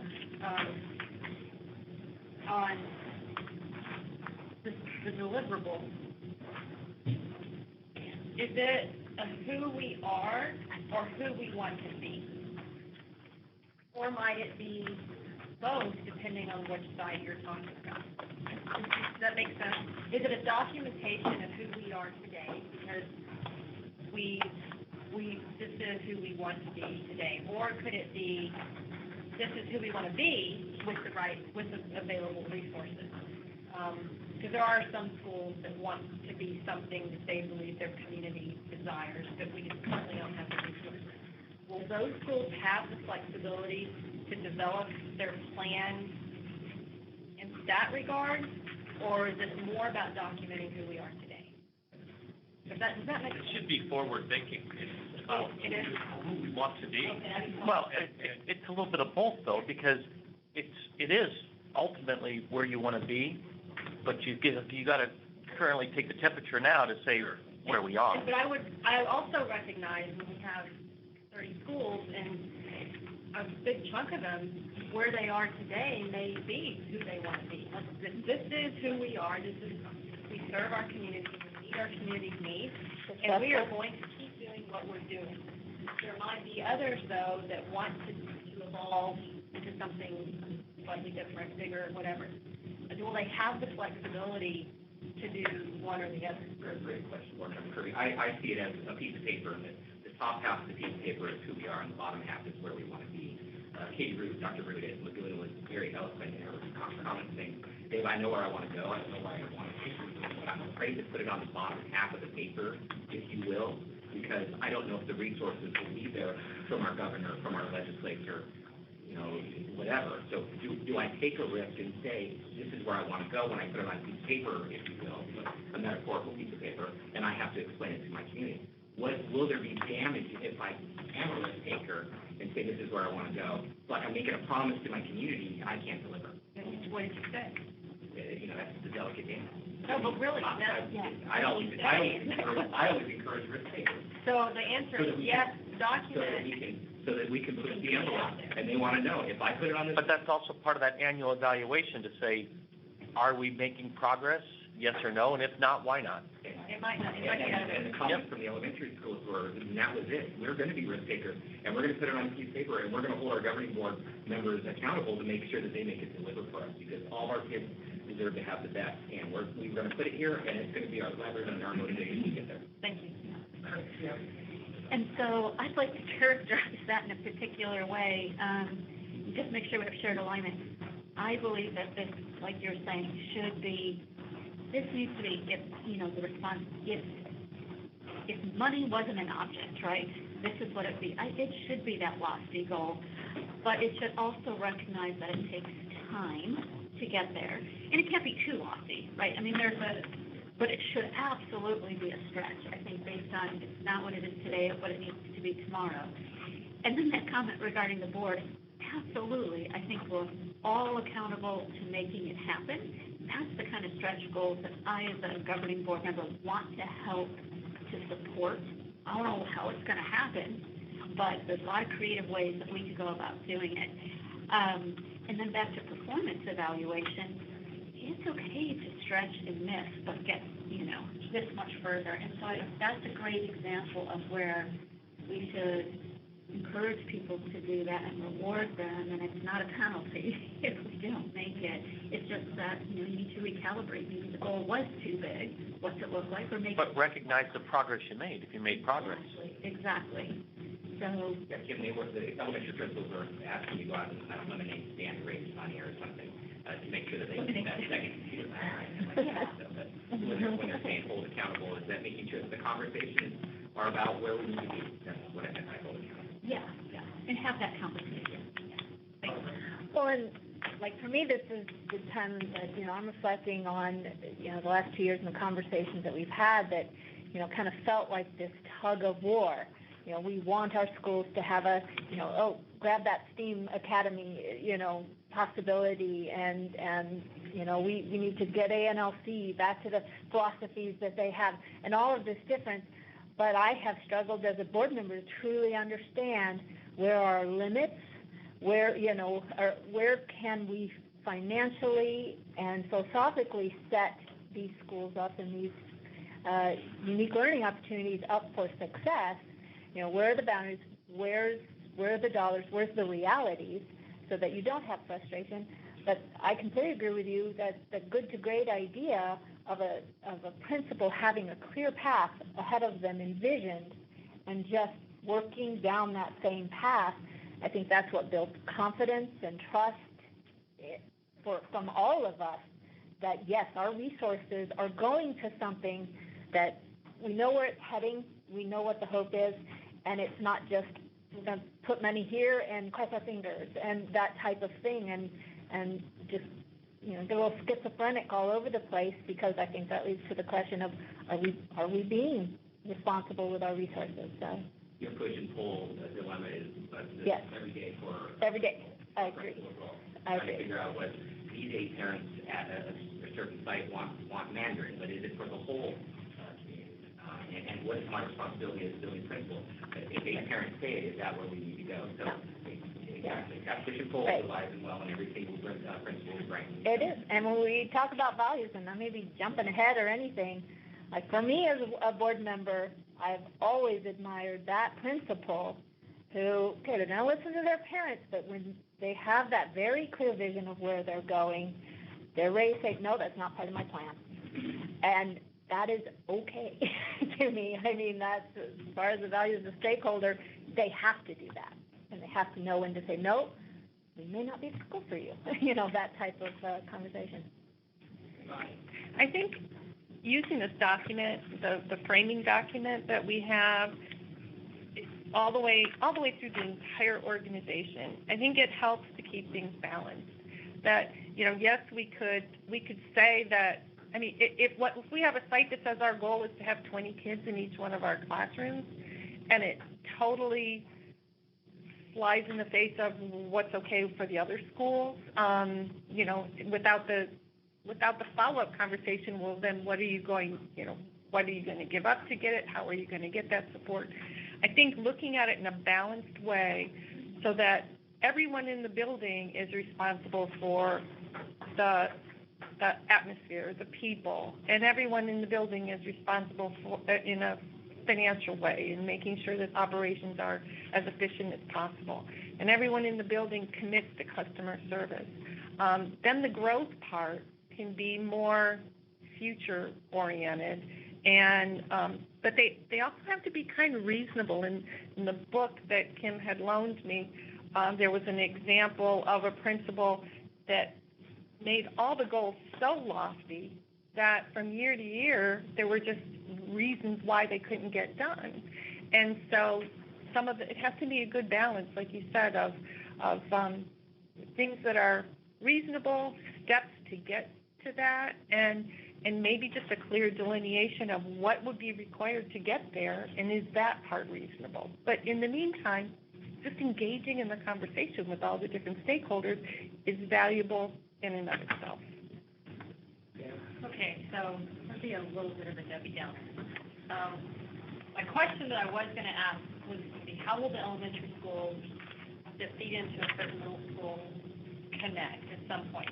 Then I went to, in my head, well, what if an elementary said, we want to be a K-8? Is that allowed on the bottom half of the piece of paper? Then my head went to, well, if this is going to feed into the facility plan and a proposed bond, then sort of by definition at the outset, we are saying right here today that our intention is to rebuild all the same schools. And unless we provide for some kind of a tool, an avenue where schools can work with each other, if you have two small schools that, well, you know, I kind of want to do this, and the other one says, well, I kind of wanted to do that too. Well, let's combine our resources and come together, and if we do it as one school instead of two little schools, maybe we can get it. That's a very simplistic example. I know it's much more complicated. But will this process allow for that kind of complexity in conversation? Because if it doesn't, and we end up with just, you're rebuilding all the same schools right size, back to that balancing act, the taxpayer, we got to keep them in the end game too. That's going to be a hard sell at the end of the day. Great question. It'll be interesting to see what the conversations through the fall look like, to see what anomalies will evolve. Has that even been thrown out as if you do, principals want to try to have these conversations? I think we're so new in the conversation, and rolling this out. I don't think they're quite there yet. It'll be interesting. I think it's a great question too, because I think there's been a sense of anxiety, market your school, keep the community school, and so I would suspect at first blush, that would be how I would respond to this as a building principal, you know, how I mark my school, keep my community school. So I think it's a really big picture question about what that looks like as it's considered inside the school. And is there a separate plan to talk about facilities? Is that a separate piece of this plan? Because they're really hard to do at the same time. Yeah, I don't think within the elementary plans they'll be talking about too much about the elementary master plan or whatever, just what they believe or what programs and their world. Well, we'll be having that conversation with them. Yeah, that'll be separate from this, because the strategic plan is the overarching. One part of that underneath is going to be the facility master plan. Yeah, and then, I agree with what Board Member Kirby is saying, and it just somehow it needs to be built into the process for the opportunity to have that conversation.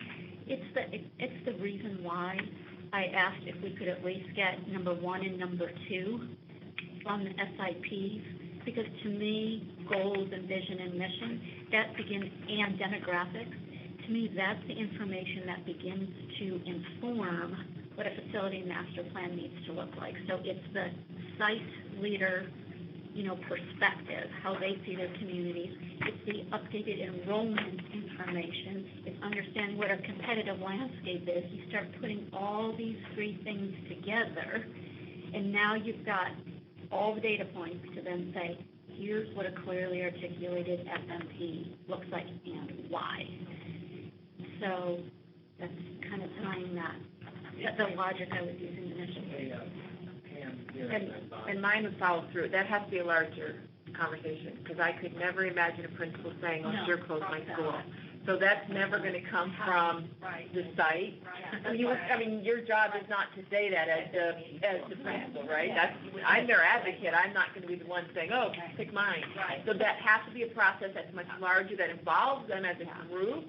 But it can't be, I don't envision to be part of their individual plan. Well, they would never give you input otherwise. Exactly. It would have to be a larger self-preservation. Taking a look at all those other pieces, and that the group comes to that, with the board having that discussion. It wouldn't be at the individual levels in their individual plan. And the scary part, thoughts are racing right now, but when is the right time to introduce that discussion? You do it at the end, after they've spent all their time building their plans, and then you kind of throw the bomb? Do you do it right at the front? I don't know. I believe they run concurrently. Well, you start the site plan discussion, but then, probably a month or so after that, we start that facility master plan discussion, because you want to take that as front-end input, as Kim said, but you also need to know, because that helps craft what they're going to be doing, and it all kind of ties together. But it's almost like on a parallel track, with one being just a little bit ahead of the other. I think I lost, comment, you had a comment? Sorry, Bonnie. No. I have a question. It's a process question, so anyone can answer it here. When I look at the SIP, it says establish values, mission, and vision. Just my process question is, does this align with the district vision, mission, and vision, or is it separate? I mean, and it comes, this is under the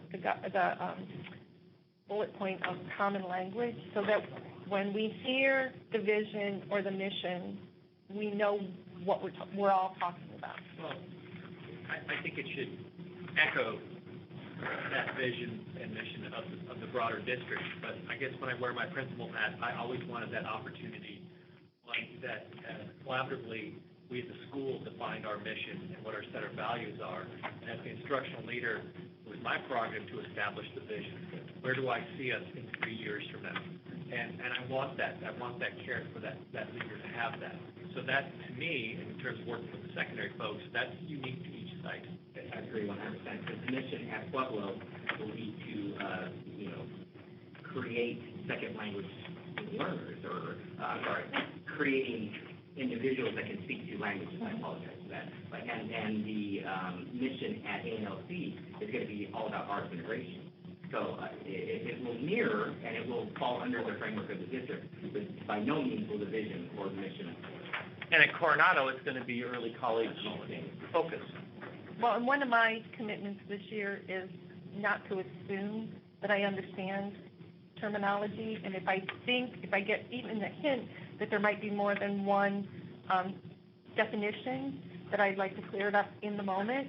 And so could we, and like I said, it's just process, can we change the nomenclature here to school mission, school vision, and school value, just so that going forward, we're not confusing it with the overall. From the elementary lens, we were having conversations about what you have on your campus. Are they core values, or are they core commitments? So I think the conversation among the elementary directors, or whatever we call it, let's just make sure we call it in that small little sense the same across all the schools, to make sure that if we're saying core values over here at Yavapai, and we're saying core commitments at Townley, let's try to be as close as possible, so we're not saying different things and everybody's like, what, are we committing, or are we values? Yeah, it does, and I guess my other question, process again, is will they be looking at the district stuff so that they can see how their vision mission aligns? That was the whole point of the Administrators Academy. Okay. Oh, yeah. Okay. And the work that they did. We'll be having a continual conversation in all of our principal meetings every month, as well as our breakouts. They will be alive as well, and we'll always tie back to our education power. And we did that 5 years ago. I know all principals. That should continue. It's all about alignment, like you're talking about. We have to show alignment. I think part of what will help with the understanding of different language is show that alignment.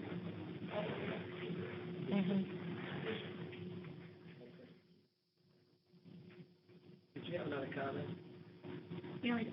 I think I'm pretty good, because I think we're all on the same page. I do want to just underscore what Dr. Fitton and Dr. Peterson were saying. I really do think this is,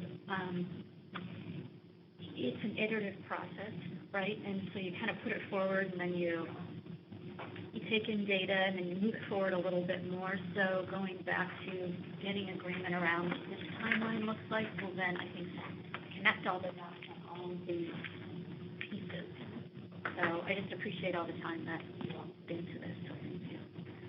So we got like 5 minutes left, so I'm going to try to wrap it up. Is there any other feedback directionally? Understanding the classes, the format, we're going to follow on what the key things are going to talk about. Any other feedback? I think an important part is that we haven't really done today is taking the work that was done before strategically and looking at it and doing what we talked about earlier, celebrating the things that we did accomplish. I think sometimes we get so caught up in the process of the planning and finding agreement on the objectives, we don't take time to to go back and see how much we have accomplished, and that we did listen to the community voice while we were doing it, in a lot of cases. So I think it's worth taking some time to go back to the 2011 framework and just taking 10 minutes even and talking about what has been accomplished and why we revisit every year. Suggestion is, I believe this will prove to be very exciting for all of our individual communities as well as the community as a whole, that these conversations are happening. So while being respectful of each principal and how they want to reach out to their community, if we can find a way to somehow communicate on a very broad scale that the whole district will be undertaking this effort with this end in mind as quickly as possible, well, I think will generate quite a bit of positive momentum for the school year. Because this is what I believe we've all been waiting for a very long time. Are you listening? Yeah, well, I honestly, and everyone's going to groan when I say this, but me, and I know. Let me say it first. But seriously, when I sit here today and hear all of what I perceive as our goals moving forward, I'm sorry, in my mind, those are exactly the conversations we were trying to have as best we could around neighborhood schools. These themes and everything, to me, that's what was always in my mind. So, yes, I'm excited, of course. My question right now and today... That's not grown. That's good. I know we all say, neighborhood schools, But, okay, so very excited. But I guess one thing I'm kind of struggling with is reflecting back on those conversations and a variety of conversations I've had. I perceived challenges in our culture and questions of, if you want to use the word competitive environment, that type of thing, how do we fit this all into unified, all of those challenges that at the time in a lot of conversations that came up, and a culture of principals taking ownership, all of our communities, whether it's a collective school, complex, or district, taking ownership of these things and having to work it. There's challenges, and I mean, I've always been one hoping we can overcome those challenges, and that culture of, we don't want to compete with our neighborhood school, but I guess I'm trying to picture where that is in our conversation moving forward, so that's just not kind of pushed under the rug, or principals or even our district as a whole start to feel like, wait a minute, we're just changing direction here completely from what we said. I want to feel like we are really all on the same page when we're having these conversations. I heard the word exciting. This is exciting for many principals, but also unnerving for perhaps a school that does not have a vision or a mission. So you're going to see some uncomfortable people, perhaps, that have a school that do not have a plan in place. And you know what? There will be competition. And if School A has a plan and it's fabulous and everybody loves it, School B that's sitting next door, if they don't have a plan, and it is what it is. So there is going to be lots of healthy conversations, and it's going to be very interesting. Well, and the other challenge that I've always perceived too is that big question of how do you really get our students in the right place, proper placement. If you really are focused on creating these identities for schools, like I said, my kids came from one, had a real identity, not a label, but they had an identity. How do we as a district efficiently get kids in the right place for success, especially if we're going to focus on uniqueness?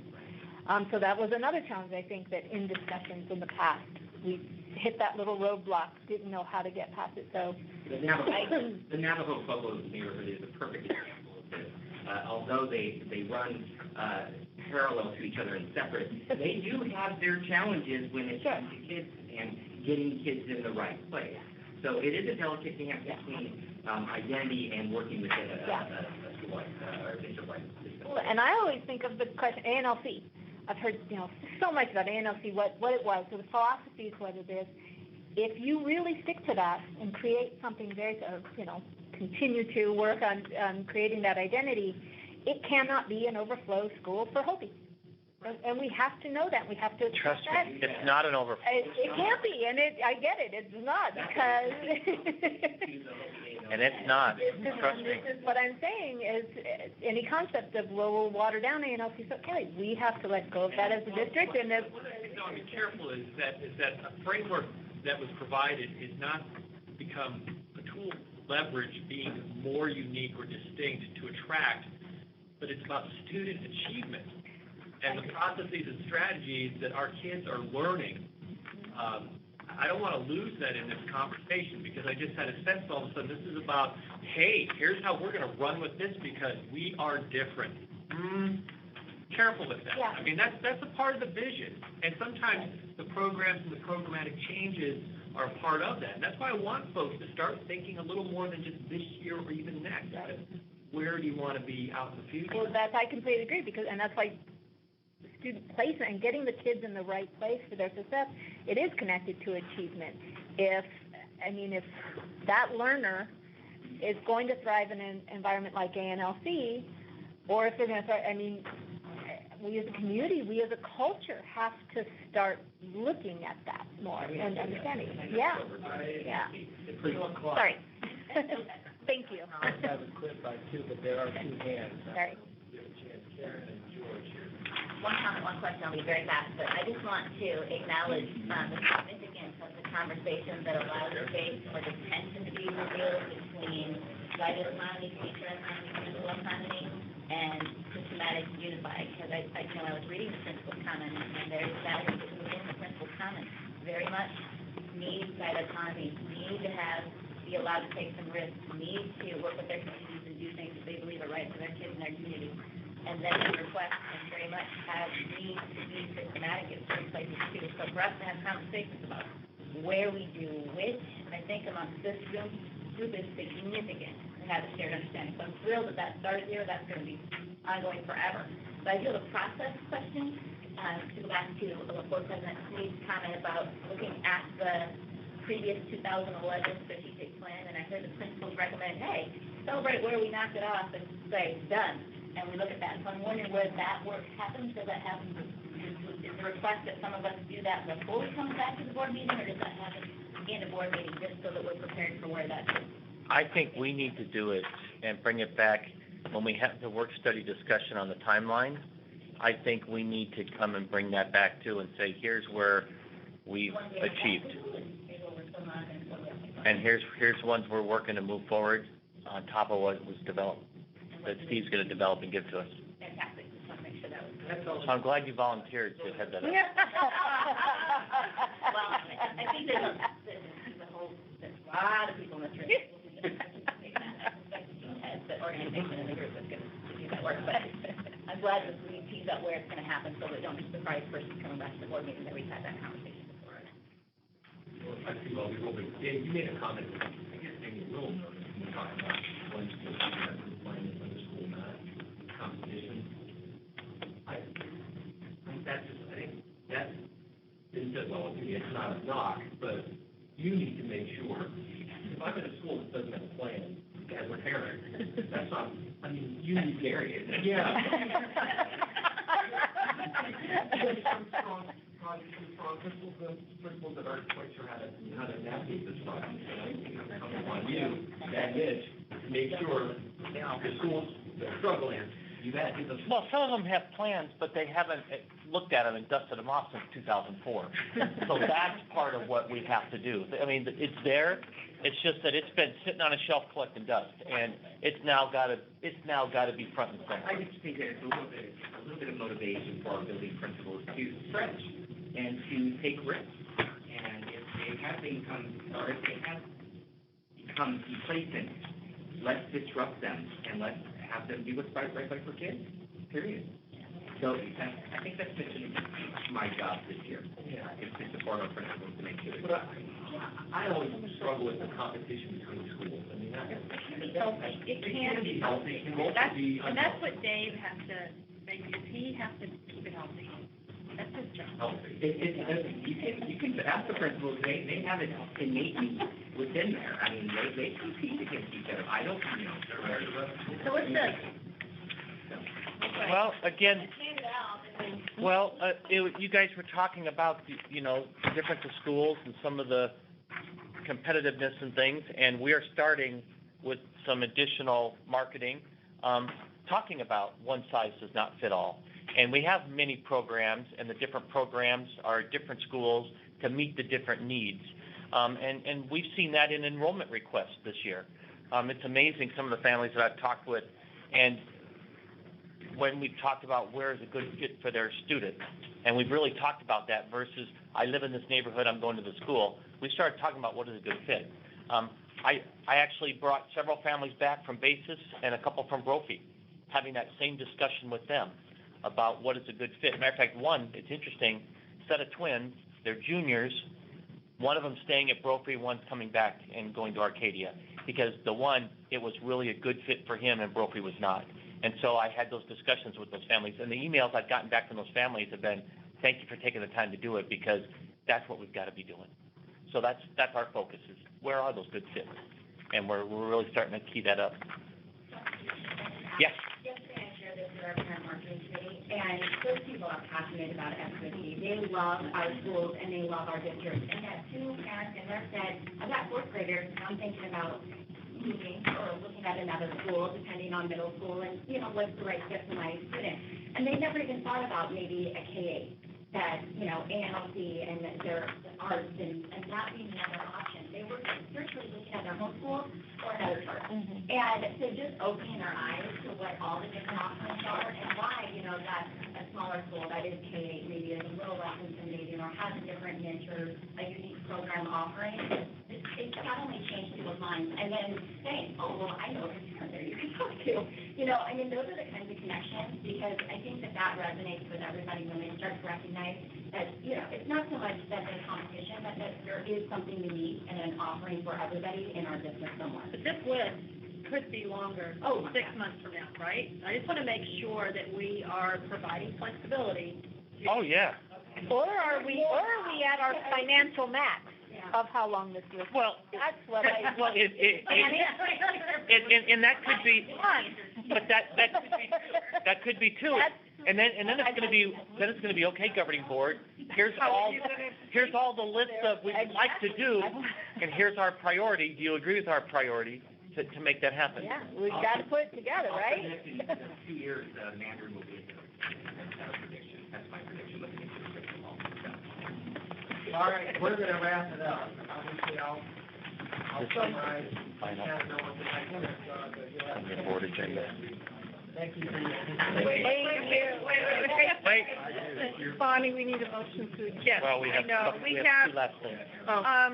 we have two lists. Oh, there's tentative topics. Yeah, just, the next item is future agendas and tentative topics. And Dr. Peterson, you had something you wanted to say first? Just that we are going to look to put a September work study meeting on there and have it with the strategic plan timeline and the follow-up that Karen's going to help me do. So thank you, Karen, for that.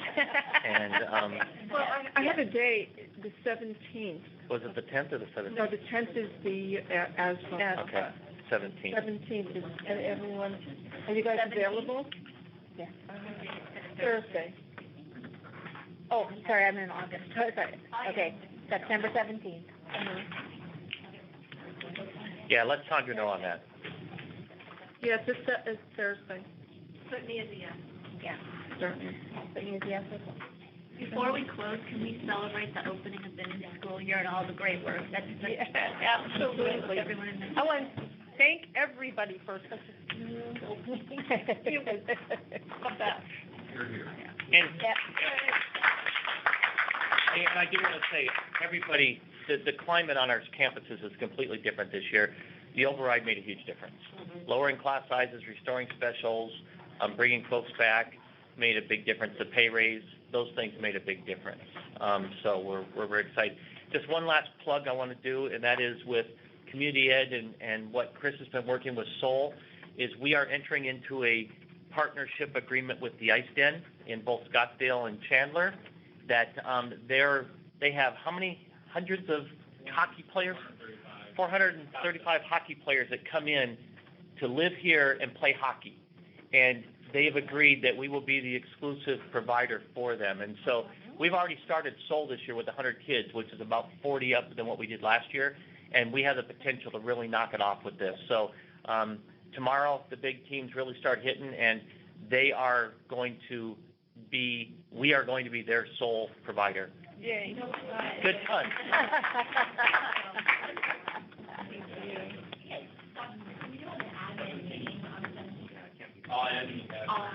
Yes, 11:30. Well, we could meet at 12. We'll work it out. Is 12 o'clock? I mean, I have a commitment until 1. you know, until 1? So maybe we do it at Well, 2. yeah, we could do it at 2. Do it in the afternoon. Yeah. We'll work it out. We got most of it. You can't do 2 o'clock? Oh, All right. I was gonna say, if you made it 3, then I've got everybody home and I can come, and then, Work it out. but, yeah. All right, we'll get it figured out. We'll let you know. Thank you, everybody. Congratulations. Motion to adjourn. Oh, seconded. All in favor? Aye. Aye. Unanimous. Thank you. Thank you, Steve. Yes, thank you.